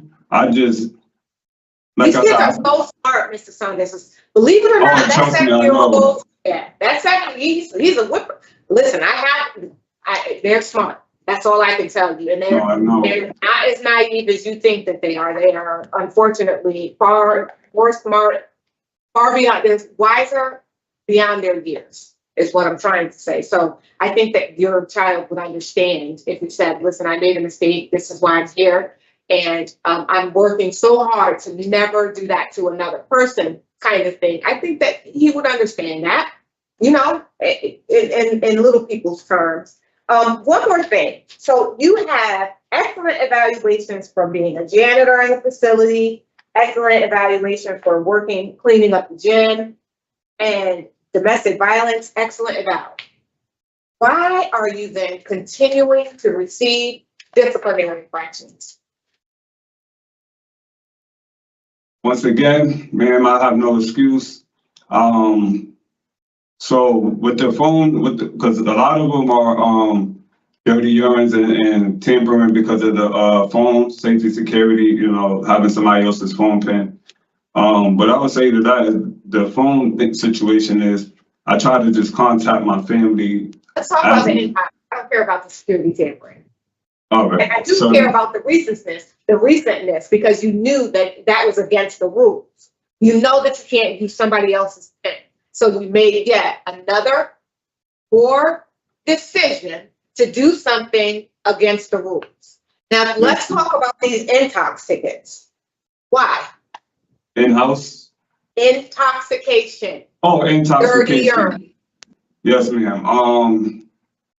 I have no reason for that. I just try to do that just to take off some stress, some anxiety, and just, that's my only reason for that. Yeah. Unfortunately, I'm gonna, this is it for me, honestly. So, Mr. Saunders, here's the thing. So you come into the facility, this very serious offense. According to our assessment tools, you rate out to be a moderate risk. So that means that there's a likelihood that you could return out into the community and not commit any additional offenses. But there's also a chance that you could go back and continue to commit crimes. So you're right in the middle there, right in the cusp. And so then we look at, okay, well, he's taking so many positive programs. You know, he really does seem to be taking advantage of this opportunity in prison. And then you turn around and get, how many tickets do I have? 12 tickets during this period of incarceration. They gave you 4 opportunities out in the community to be supervised on release, and you failed every single one of them. You know, I would love to say that I would support your being released out onto discretionary parole, but I don't know which side to believe, because you haven't been consistent. There's so many inconsistencies, sir. It's hard for us to say, okay, well, he has truly changed. So, I mean, I'm teetering here. So I would like to say I changed my violent ways, how I behave and how I act and how I respond to things, because like you said, I have done many programs. I'm in school now, and you know, I wasn't here just trying to pass the time or waste my life. I wanted to learn things and better myself. Yes, I have had those opportunities with the halfway house before and all of those things, and I wasn't ready then. I can honestly admit that I was not ready. I didn't have no care for consequence. I didn't have a support system. I didn't care about life itself, you know what I mean? Now, like you said, I have a son who's about to be 8 who looks up to, it's amazing that that little dude still really looks up to me, and I haven't been there for him. And that's why I took the steps to make these changes, to go to barbering school, to have tools to teach him. I did culinary as well. I'm in barbering now. I can understand your position as well, because I haven't shown in my previous times that I was ready for that. And all I can ask now is just for the opportunity to show you and prove to my son, prove to myself that I am who I say I am now.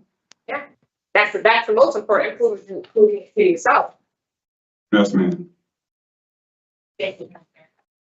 Certainly. So, Mr. Saunders, I listened closely to my colleague's interview with you, and I want to share with you a couple of things. I'm looking at the 2018 sentencing transcript, and you said to the judge, I really do apologize for the injuries. I never wanted to hurt him intentionally. The bathtub thing, it's a situation. As far as me shaking him, I never shook that baby. Okay. Do you remember being interviewed by Officer Menard in preparation for today? Yes, ma'am. Okay. What you said to Officer Menard was, the day of the head injury, I went to the bathroom. I hear him fall. He was unconscious. I called the police. I take full responsibility for it. So even, a month ago when you were interviewed by Officer Menard, you were still denying your crime. Yet you're sitting here serving for the conviction, the sentence that says you did this crime. Why? Isn't there a process by which you really do own and accept responsibility so that you can reconcile what happened and move forward? You know, Yes, when ma'am. you tell the truth, there's only one story to remember. Yes, ma'am. I'm not proud of what happened. So Of course yes, not, but yes, it's hard. but It you was man hard. up and you take responsibility. Yes, right? ma'am. And that's another. Yes, ma'am. You're correct. I just, like I said, I'm not proud of what happened. So I kind of wanted to exclude that from. It's not something that you want to, really admit, although it is the truth. So yes, I do, say I did this, I did that, and I tried to leave. I'm embarrassed and I'm hurt because I hurt somebody else. You know what I mean? And An innocent child, yes, ma'am. gravely injured. Yes, ma'am. And yet, you've been sentenced. You've been there 8 years. You've been engaging in program. We're looking for evidence of change. And on the cusp of your hearing, as you sit before us, you now accept responsibility. It's just hard to believe in change that is circumstantially to your advantage now, when you should have been owning it all along. And I get that it's hard, but it's the consequence. Yes, ma'am. Yeah, that is a good point, Ms. Can you Berry. repeat that? It's part of integrity. Yes, ma'am. Uh-huh. So I have concerns about a couple of things. You indicated to Officer Menard that your plan for your use of marijuana, which includes your use of it in the facility, is to go cold turkey. That concerns me. That doesn't sound, if you're turning to it in the prison because of stress, how are you, you get out and, stress is just magnified. It's part of being an adult. It's in all of our lives in, every shape and form, financial, relationships, driving on our interstates. I mean, stress is part of the experience of the world. And your, coping mechanism of marijuana is going to be to your deficit and your son's as well. So why would cold turkey be your plan? Cold turkey would be my plan because in the real world and society, you have other things that you can do to cope with different stressors or things of that nature. Here, I chose the easy way out, which I know was the wrong thing to do. But how do we have confidence that you won't choose that same easy way in the community and then do something stupid like drive impaired? I understand. I don't. Because you have some of the same coping mechanisms there in the facility. Listen to music, work out, meditate. I mean, these are things that we hear from people sitting in your situation all the time. but you used your resources to seek out marijuana there in the prison. It's concerning, sir. So you mentioned in your opening statement that living your life of integrity, you want to continue on a path of redemption and make amends. Yes, What is your actual plan for making amends? How are you going to do that? What does it look like?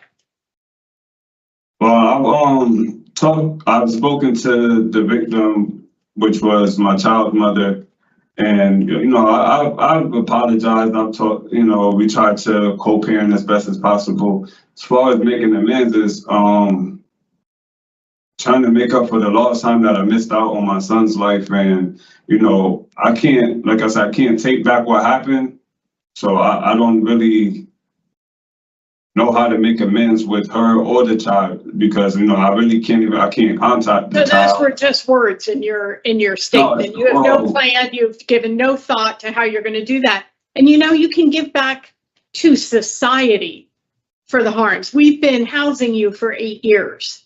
Yeah. So there are lots of ways to give back, not directly to the people that you harmed necessarily, but to create better karma in the world. Volunteering, giving of your time. Oh, I'm gonna say in that specific case, yes. There's a couple guys that they do. I won't call it volunteer work, but they do work with youth. They do work in schools, different soup kitchens and stuff like that. That I wanted to be a part of. Okay, you're probably not going to be eligible as a convicted felon. Yeah, no, I understand that. Injured a child to be working in a school. Yeah, but there are lots of ways to explore giving back when you get on your feet and you're stable out in the community. And possibly applying for a parking, you need to demonstrate that you have given back. Definitely.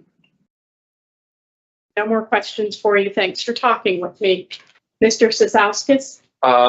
My colleagues have asked most of the questions. I just wanted to ask about a couple of things. In your interview, you said during this time that these things had happened, that you would smoke marijuana every day, all day.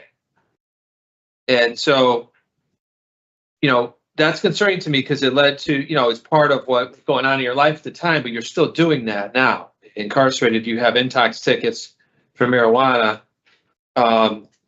Have you been offered? I mean, it looks like you were in a program in the community, the Renaissance program in Waterbury at one point, but you didn't complete the program? Yes, sir. Well, no, I did not. You did not complete it. Did you start? Yes, sir. Yeah, I started. Yes, sir. Okay. But that was like something that was a part of your probation or parole in the past? How did you end up in that? It was a court order thing. But you didn't complete it.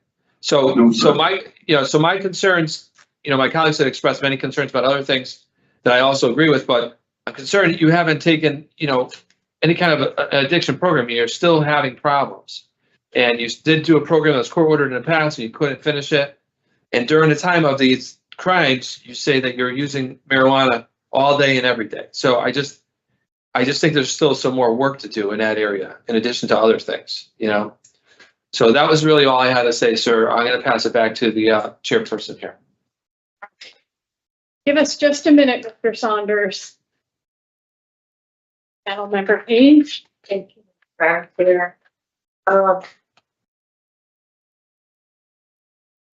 So honestly, when I came into when I reviewed this file for today, I had his discretionary parole denied.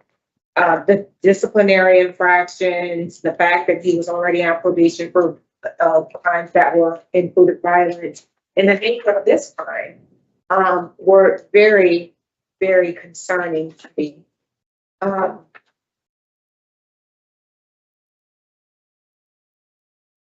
I would love to believe that Mr. Saunders has really taken advantage of this period of incarceration and has gained some insight on his behaviors and ways to avoid these behaviors in the future. But I'm not sure that he has really been able to consistently demonstrate that he's capable of doing. So when I was speaking with him, I explained that I was torn, and I still believe that I'm in that situation. He's taken and received evaluations from people there in the facility that he's done a great job. How come he can't follow through with that? Like, is it because he's afraid of doing well? Like, is he self-sabotaging kind of thing? Or I just don't know. I would like to help him, and I would like to say that he's deserving of parole, but I don't think he's done enough to show me that he deserves it. So I hope that helps a little bit. I'm still confused. I appreciate, well, because we do have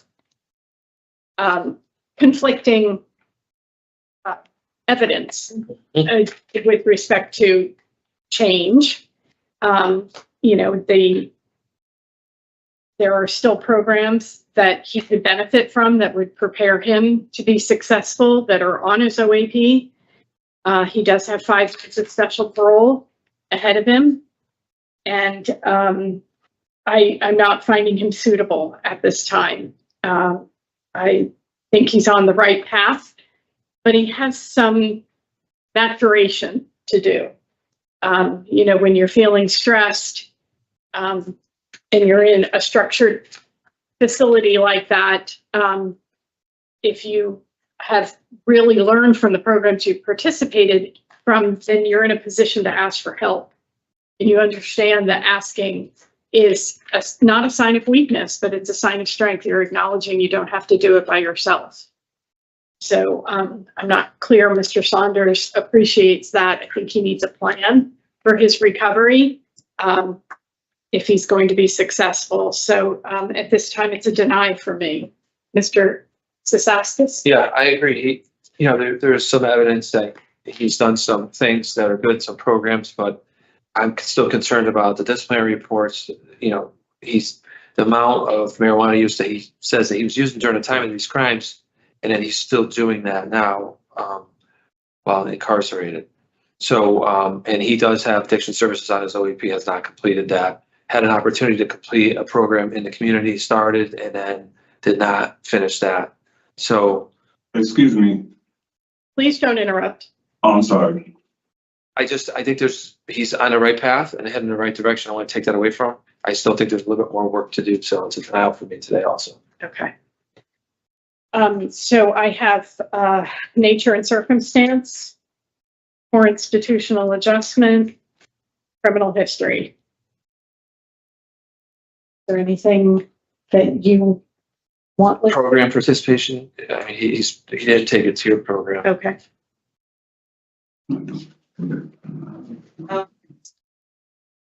Yeah, I'm still, I mean, honestly, I mean, he's 31 years old now, and his out last in the community was in 2016. That's about 8 years, so 8. So he was very in his early 20s. I'm just not sure because he's not done until 26. I would give him an opportunity to prove himself and come back. Like, I wouldn't flat out deny him. He absolutely does have some issues, and that's not the nature of the crime. He's been consistent in his anger, but the nature of the disciplinary infractions, I don't see any further violence. And I don't condone the intox tickets in any way, shape, or form.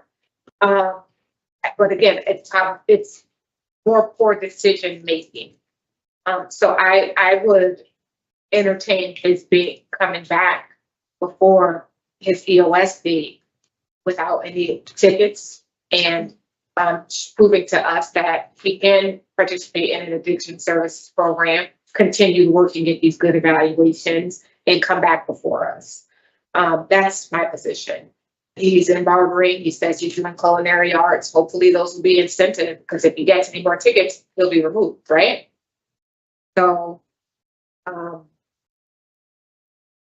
I appreciate where you're coming from. He does have 5 years of special parole, and I'm looking. I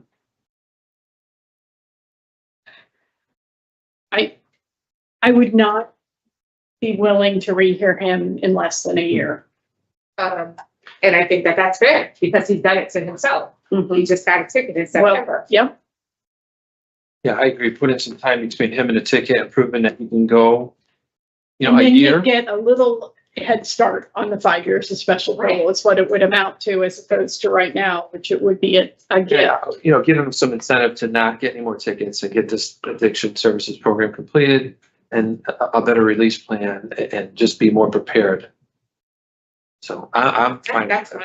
I mean, he's consistent. That's what he's lacking, the consistency. His ability to choose to do the right thing every time or more times. But yeah. Consistency and responsibility. So, I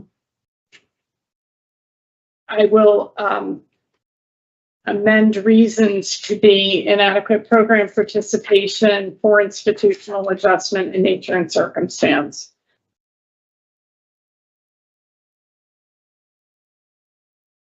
Are there any other programs besides addiction services? He's done Voices DV, Alternatives to Violence and Fatherhood, maybe perhaps Good Intentions if they have it there in the facility. They discontinued that. Oh, that's right. What is it called now?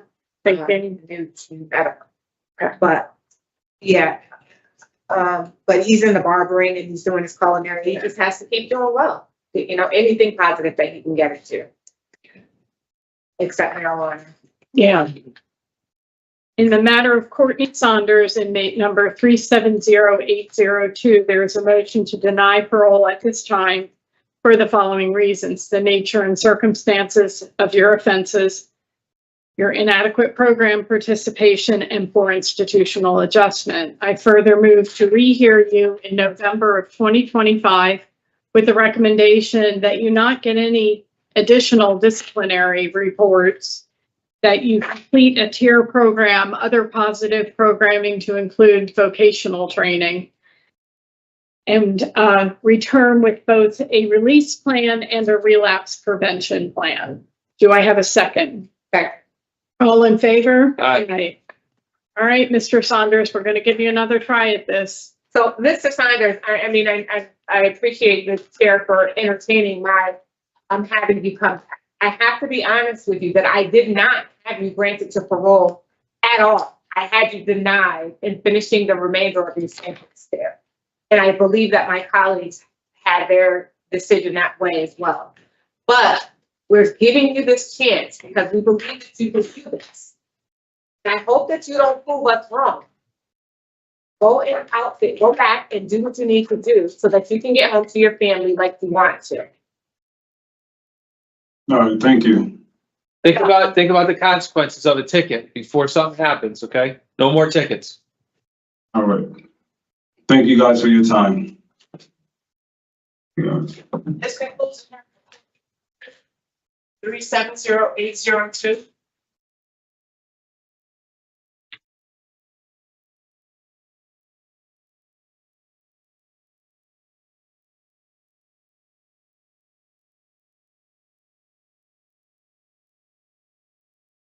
I'm sitting here, okay?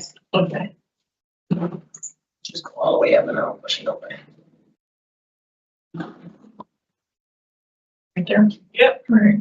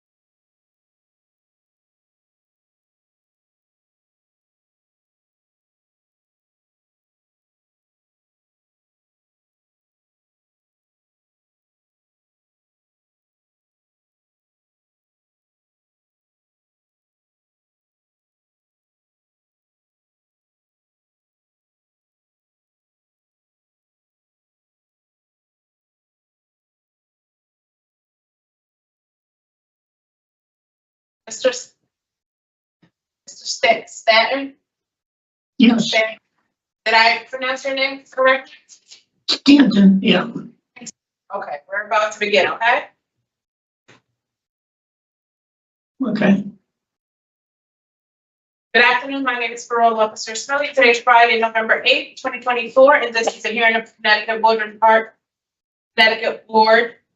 of Pardons and Parole.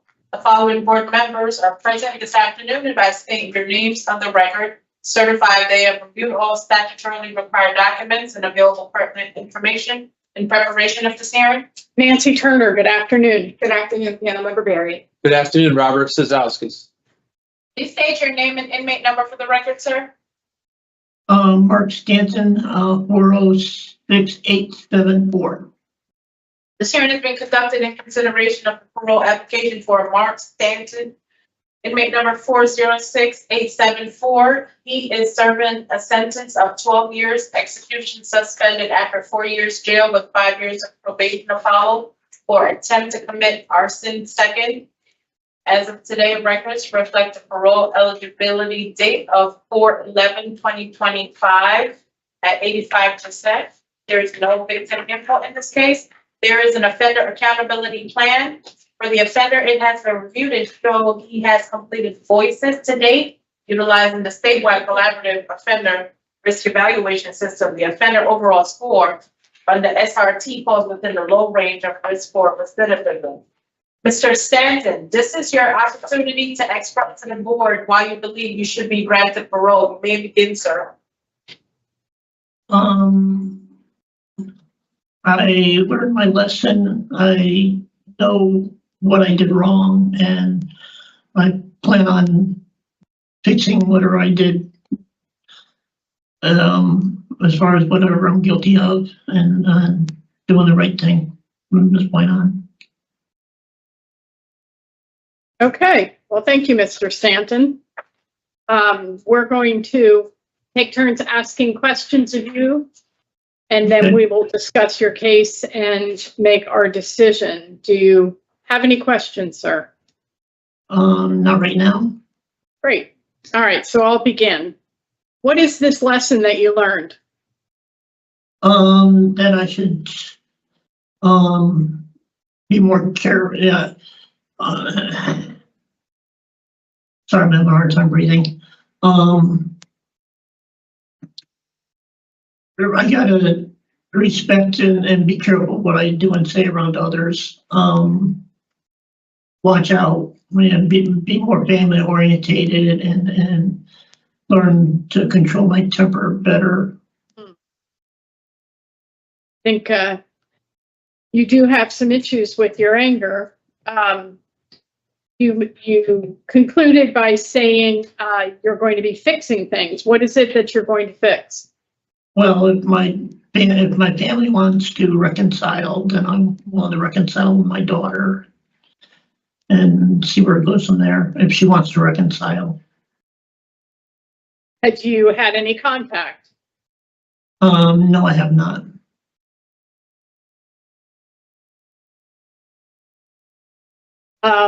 This is your first period of incarceration on a very serious offense.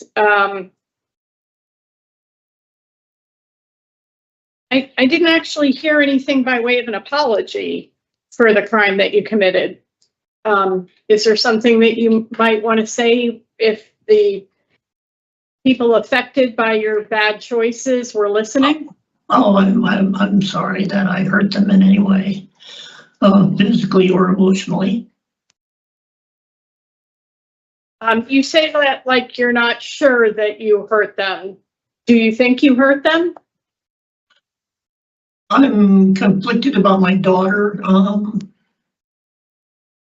I know she loves me. When she went to court, she said she loved me, but she is worried about my anger issues, and I haven't seen her or spoke to her since then, so I don't know where she stands. I do know that they have, I am willing to reconcile, go through therapy, family counseling if she wants to do that. If she wants nothing to do with me, then I'll respect that too.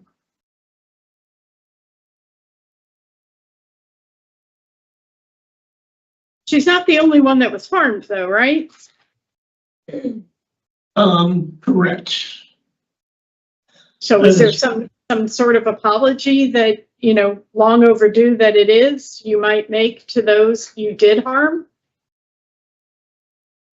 I can say I'm sorry, but they really don't want any contact with me. I mean, Nancy Hodkirk has a lifetime protective order against me. So I'm just gonna leave that alone and stay away from it. I won't. But that doesn't prohibit you from apologizing, sir. And I'm gonna ask you not to state the victim's name during the hearing. Okay, I'm sorry.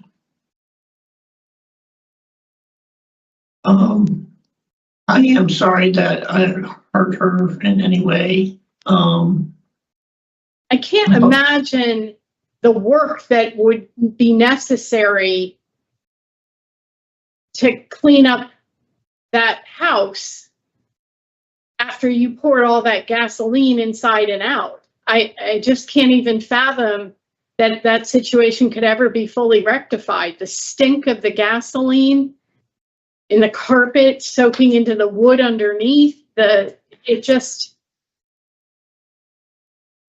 what was really behind your anger that you would take such an extreme action?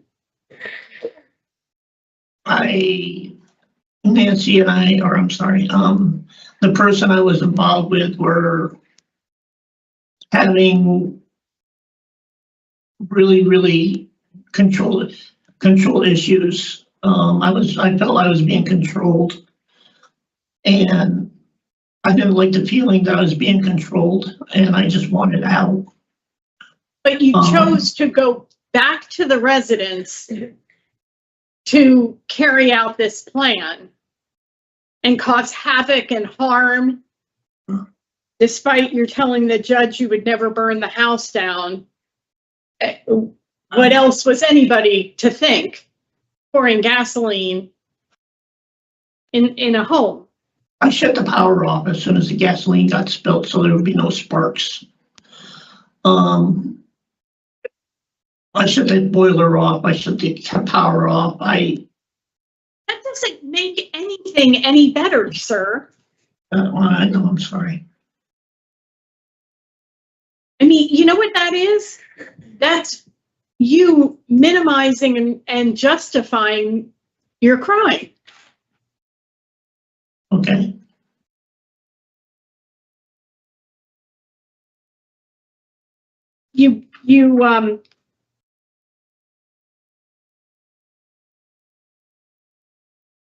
It's just the intent behind your acts. You know, if you wanted out of the relationship as an adult man, I would have thought you could negotiate that as a respectful, responsible person.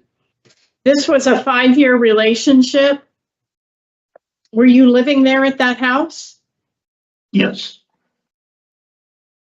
That's why all the clothes were outside, because you got all your stuff out? It was her clothes. You were in the domestic violence program there in the facility. How far Yes. did you get in that program? I was able to do 2 different pamphlets, 2 different booklets, because I'm in hospital 3. Why were you discharged Discharged. from the program before you finished it? I ended up going to UConn on the day that I was supposed to attend the class part of it, but I did have the homework. I did do the homework part of it. You completed the Explore program out in the community in 2015. That must have been for the Assault 3. Yep. So did you not learn anything in that program about how to cope when there was conflict in a relationship? I did, Your Honor. I'm sorry. I did, ma'am. And from 2015 to 2000, for 6 years, I did pretty good. I was married to my wife for 30 years, and I did not know going through the divorce was rough for me. And then I stayed single for a while, and then finding out, getting into a new relationship, I never should have gotten into a new relationship. I wasn't ready.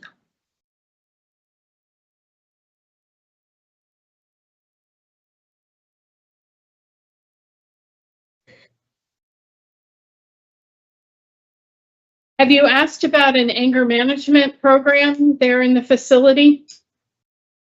They gave me anger management booklets to go through, and I would read the chapters, answer the questions. So you have 5 years of probation to follow this sentence, but you have 8 years of this sentence hanging over your head when you go back out into the community. You violate your probation, you could be made to serve those 8 years back in prison. So you need to take your probation very seriously. Yep.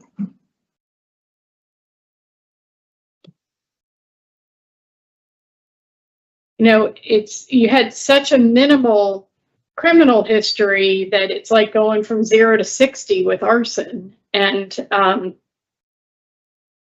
I just, as an adult, you know, to not have more coping strategies. I mean, you drove yourself back to the residence after the victim got out of your car.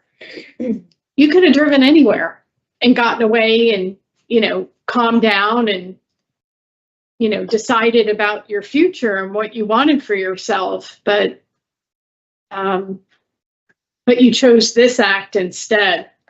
So your release plan, you don't have a sponsor and you want to resume receiving SSDI? Correct. Is that enough for you to live on? Yes. Good.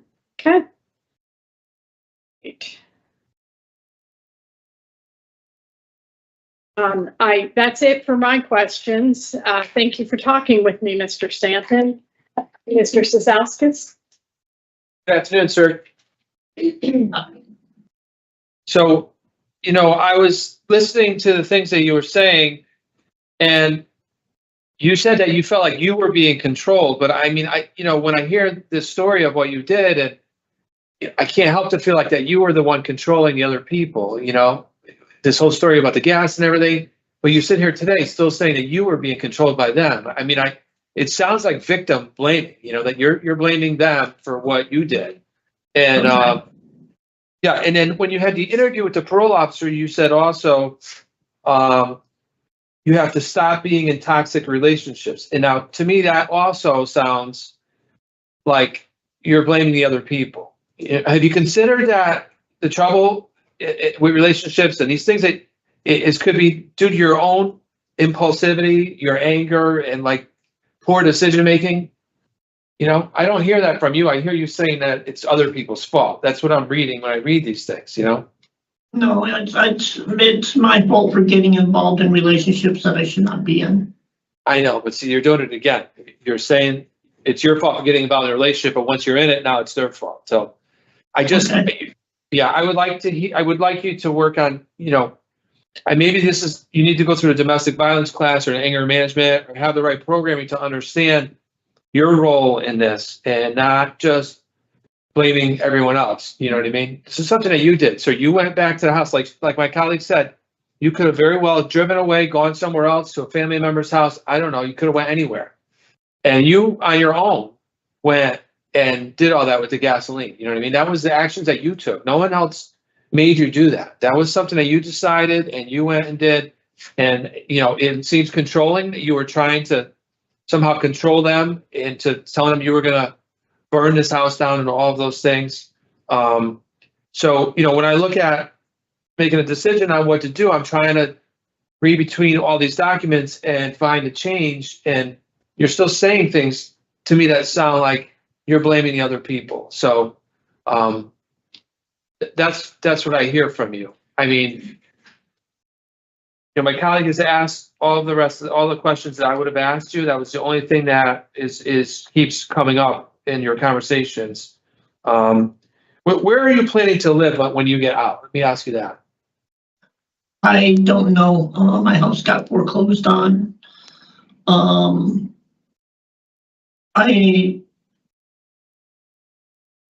really don't know. Do you have any relatives that you still talk? Any relatives you still talk to? Any old friends, support system? Anyone that has said we could help you and we're going to help you transition it? Anything like that? My younger sister is willing to help me get into a camper. Okay. I own a camper, and we'll put it at a campground, and that'll get me through the summer. If I'm given probation or a parole, and then I'll have to find a place to live after that. Okay. Well, that's all. some kind of plan. The plan. I plan on. I kind of figured if I get parole, then I go into a halfway house. Okay. Where I can get my Social Security straightened out, get my finances straightened out, get my medical straightened out. And then from there, get the camper set up at a campground for the summer months. If I can find a year-round campground here in Connecticut, that's even better. Yeah. I know they have them down in Florida. Where is this camper that you're talking about? Where is this at your sister's house? No, right now it's at the house where my oldest daughter is living. Because my house got foreclosed. The house got foreclosed on. I mean, how realistic is it that you get this camper? You haven't talked to your daughter. I mean, she's going to let you go there, you think? My oldest daughter? Everything is being done through my sister right now, so I don't know. All right, those are all the questions I have, sir. Thank you very much. I'm done, Madam Chair. Thank you. Thank you. Councilmember Barry. Thank you, Madam Chair. So, Mr. Stanton, I am just reviewing this police report again to make sure that I have my facts accurate. But it's my understanding that you were certainly the aggressor in all of these behaviors on the day that this offense occurred. Did you, in fact, beat up this woman? I didn't. I couldn't hear her. Did you slap her in the face with an open hand, then punch her in the left eye with a closed fist, and then punch her in her stomach? Did you do that? Yes. You did all that with an oxygen tank? No. So I'm curious to know, did you have the gasoline can in your car? No, the gasoline can was in my garage, and I was carrying it from the garage up to the stairs, and I was going to go out the front door with it. For what? For what? What reason? I was gonna put the gas can in the back of the pickup truck. For what? For the camper. Wait, so you had gas just sitting in your garage? Yes. You had to bring it inside the house and up the stairs to bring it back outside to your truck? Yeah, I could have gone out through the garage door, but I came up. I live in a raised ranch, two big garage raised ranch. Why would you make statements like you were gonna light the place up if you weren't gonna set this place on fire?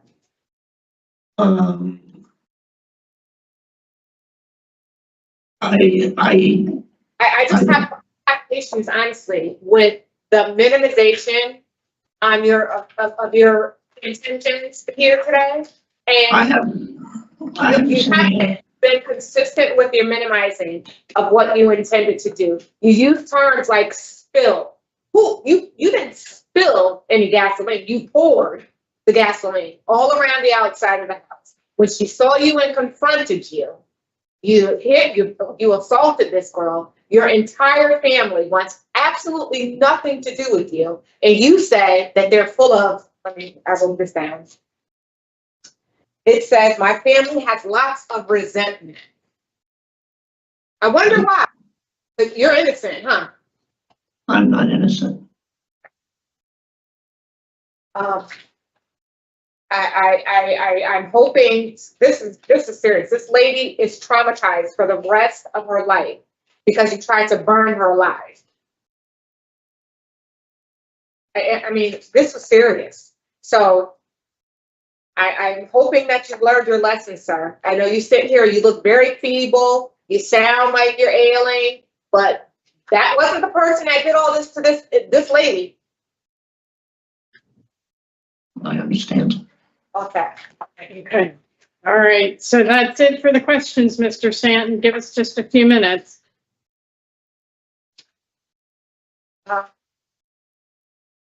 Geez, I started this, huh? So Mr. Stanton has a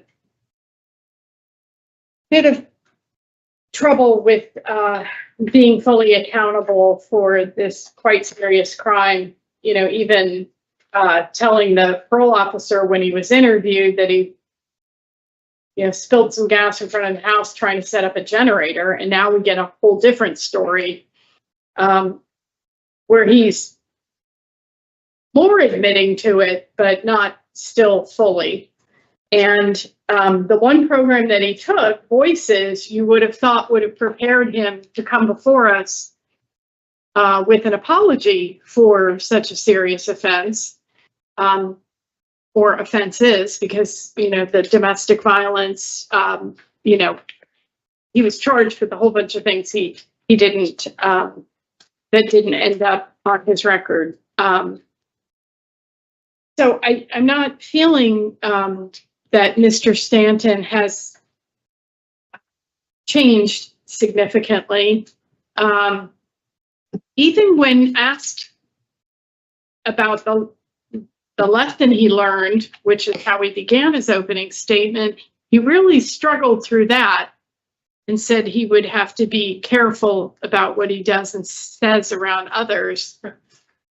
You know, that seems devoid of an appreciation for the violence that he was engaging in out of anger, and today choosing to portray himself as the victim in the relationship is equally questionable. So all that said, we're looking at a 4-month difference between his 85% and his end of sentence. And I am not in a position today to grant Mr. Stanton that early release. Yeah, I completely agree with everything you've said, and I'm also not granting today. Okay. So I have nature and circumstance, inadequate evidence of offender change. Anything you want to add to that? I have lack of program person. He needs another domestic violence, anger management, something. Right. Mental health. Here's what I'm struggling with. We have an unsigned, undated OAP that has discharge planning and a job. So, you know, that doesn't negate the behaviors that need to be addressed. So I Right. still say inadequate program participation. Okay. So in the matter of Mark Stanton, inmate number 406-874, there's a motion to deny parole for the following reasons: the nature and circumstances of your offense, your inadequate program participation, and inadequate evidence of offender change. Do I have a second? Second. All in favor? Aye. Motion carries. Mr. Stanton, we were not able to see our way clear to granting you discretionary parole. You'll go out end of sentence to 5 years of probation, and we wish you much success. Okay, thank you. Good luck. Mark Stanton, 406-874. You'll receive all this, Mr. Stanton, and the mail. Receive the paperwork. Okay. Have a good day, too. Yep.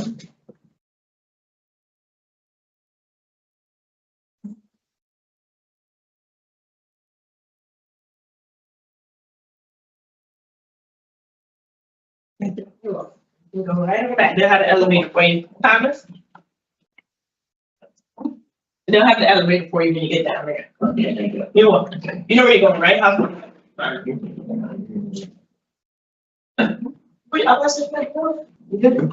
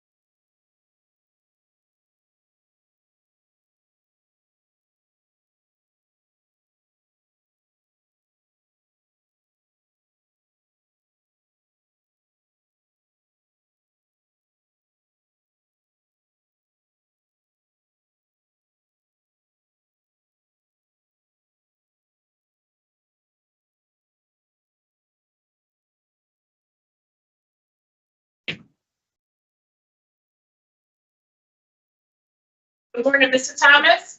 Good morning. Can you hear us? Yes, ma'am. Okay, we're about to begin, okay? Yes. Good afternoon. My name is Parole Officer Smelly. Today is Friday, November 8th, 2024. And this is the hearing of the Connecticut Board of Pardons and Parole. The following board members are present this afternoon and by state your names on the record certified they have reviewed all statutorily required documents and pertinent information in preparation of this hearing. Nancy Turner, good afternoon. Good afternoon, I'm Panel Member Barry. Good afternoon, Robert Cizauskas. Good Please afternoon. state your name. Please state your name and inmate number for the record, sir. Isaiah Thomas, inmate number 360153. This hearing is being conducted in consideration of the parole application for Isaiah Thomas, 360-153. He is serving a sentence of 15 years, execution suspended after 8 years jail with 5 years of probation and followed for assault first, criminal possession of a firearm, interfering with the officer/resistant, and sales of hallucinogens/narcotics. As of today, records reflect the parole eligibility date of 3/29/2025 at 85%. There's no victim input in this case. There is an offender accountability plan to the offender, and it has been reviewed and shown he has completed voices to date, utilizing the statewide collaborative offender risk evaluation system. The offender overall score on the RT falls within the moderate range of risk for recidivism. Mr. Thomas, this is your opportunity to express to the board why you believe you should be granted parole, sir. You can begin to explain to the board why you believe you deserve parole. I believe I deserve parole because I did majority of my sentence. And I'm ready to go back out there and do what I need to do for my family. I have a kid that I never even seen yet. When I was incarcerated, her mom delivered her, and I just want to go back out there and be a father, go back to work. And live Okay, my well, life. Mr. Thomas, the question wasn't why you want parole, it's why you deserve it. Do you have Yes, anything to say with respect to deserving? Yes, I deserve it because I did my program. I did most of my time. I stayed out of trouble while I was in jail. I maintained employment in here.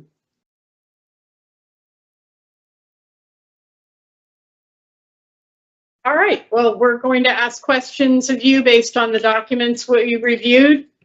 And we will discuss your case and you'll have our decision this afternoon. Are you ready to proceed? Yes. We're going to begin with my colleague, Mr. Cizauskas. Good afternoon, sir. Good afternoon.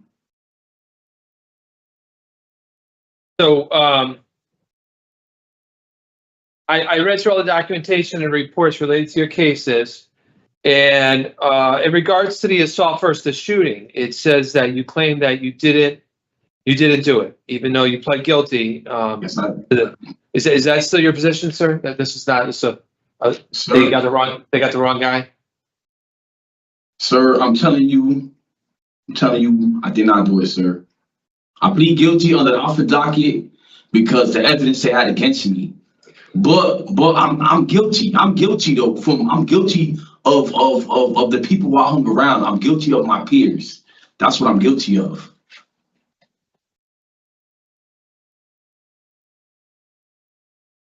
All right. You said that in your opening statement that one of the reasons that you deserved parole was that you didn't get in any trouble while you're incarcerated. Yes. But looking at the reports, I mean, that doesn't, I see disciplinary reports in here for things that happen. So. Yes, I believe I have 2 or 3. 3. Yes. So,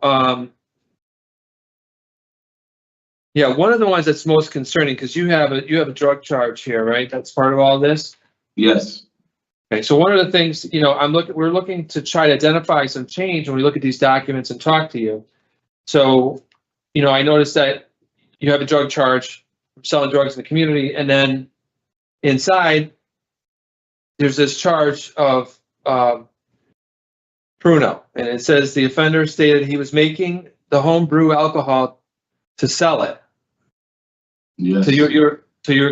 So I mean, it sounds like the same behavior as when you're on outside. That's what I'm saying. I mean, I'm not seeing the change. You said you were behaving inside and that you're not having any trouble, but here you are selling alcohol inside to people that are in jail because some of them have lifelong addictions to alcohol, and now you're perpetuating their problems.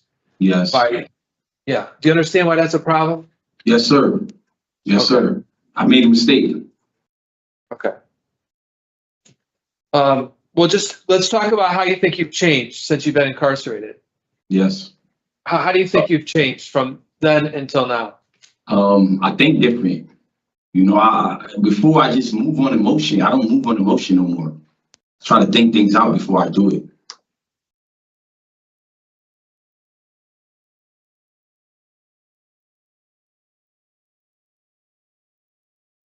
All right.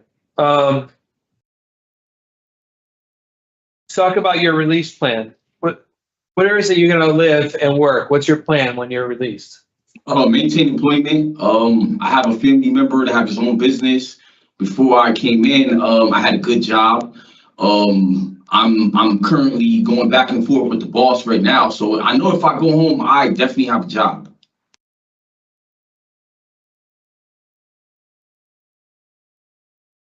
Do you know about this ADT situation? ADT, is that what you're talking about? Yes, that's what one of my cousins, and I definitely have employment with him. Do you know what that job is about? What you would be doing? Yes, I would be doing like customer services. Have you ever done that kind of thing before? Yes. Did you work at an upholstery place before? Yes. What was that job about? It was Princess Upholstery. I used to just go all over the state of Connecticut, get items and, you know, like measure and see what's going on. We'll fix them and we'll bring them back. So will you be doing that again or no? Yes. I didn't hear where you're going to live at. Do you have a sponsor to go to live somewhere? Yes, sir. Where's that at? I have to get their address, but I have a sponsor. Okay, A family member of mine's, a sister. Okay, it's a family member. Yes. Are you going to be going back to where all these things were taking place at? Or are you starting somewhere? No, fresh? sir. No, sir. I started fresh. I'm trying to move. Currently, my sister, my brother, my mother, they all relocated. We were staying in Bridgeport. Now they stay in New Haven, Connecticut. So I'm going to go out there if I be released. To New Haven? That's your Yes, plan? sir. Yes, sir. All right. And I read something about you wanting to get your GED. Have you started on that at all? No, sir. But soon I go home, that's besides maintaining a job, that's the top of my list.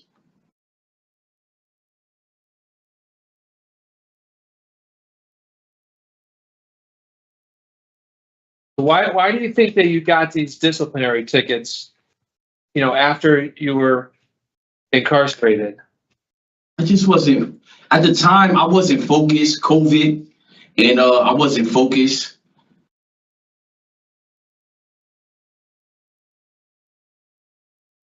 But I believe I have my priorities straight, and I believe I'm ready. All right, you said you've taken the programs. What programs have you taken? I have done voices, and I did NA, I did AA. We used to run our own program during COVID, me and another individual, which is, you know, anybody who you know just need help and just want to talk and about religion and just, you know, just doing better in society. Okay, it says that you have addiction services on your OAP, so that would be like a tier program. Have you done a tier program? Yes. I'll see that on here.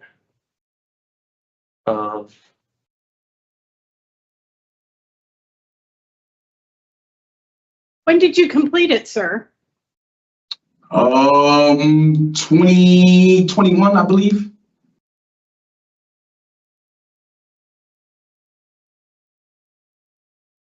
I don't have it listed here. What about you work as a tierman? Yes, sir. What do you do? What kind of work do you do? I'm always out making sure the guys have things they need, cleaning offices and bathrooms and just the block period. Now, I see you did complete voices, right? Yes, sir. I mean, deny this assault first, but you do have another instance where there were shots fired and you had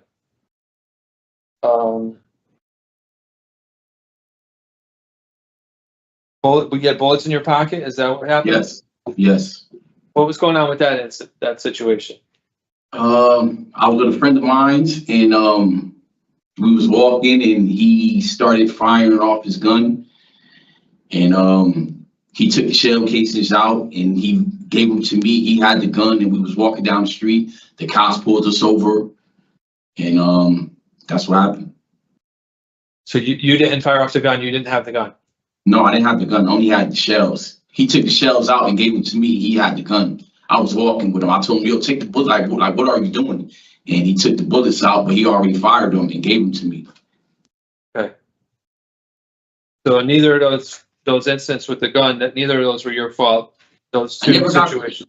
I never got caught with a gun, sir, in that incident. Only the shells. Neither incident, I never got caught with any firearms. I understand that you didn't get caught with that, but you were charged and pled guilty to these crimes, and yes. you're saying that you didn't do these things. So, I plead guilty to the first. To the first, I plead guilty. I was with a friend. We was walking down the street. You know, I tried to talk him out of it. It was his gun. He fired it. I took the shells. I put it in my pocket, but it was too late. The cops, they was already there. And in this other incident, you were driving a car. You had a suspended license. Yes. And then you had drugs in the car. Yes.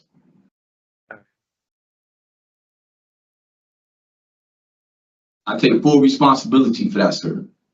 All right. Back in 2010, I don't know if you recall this, but you had weapons in a motor vehicle charge. What was that weapon? There's a lot of weapons involved in this. You know what I mean? In these charges. You have one in 2017 and another one in 2010. The guy that was from my the case. I was with friends. I was with the guy brother from where I was from the first case. And the first one, 2010, I was guilty of that. What did you have? Guilty. What was possession of a firearm. So you had a gun in the car in 2010? Yes. Yes.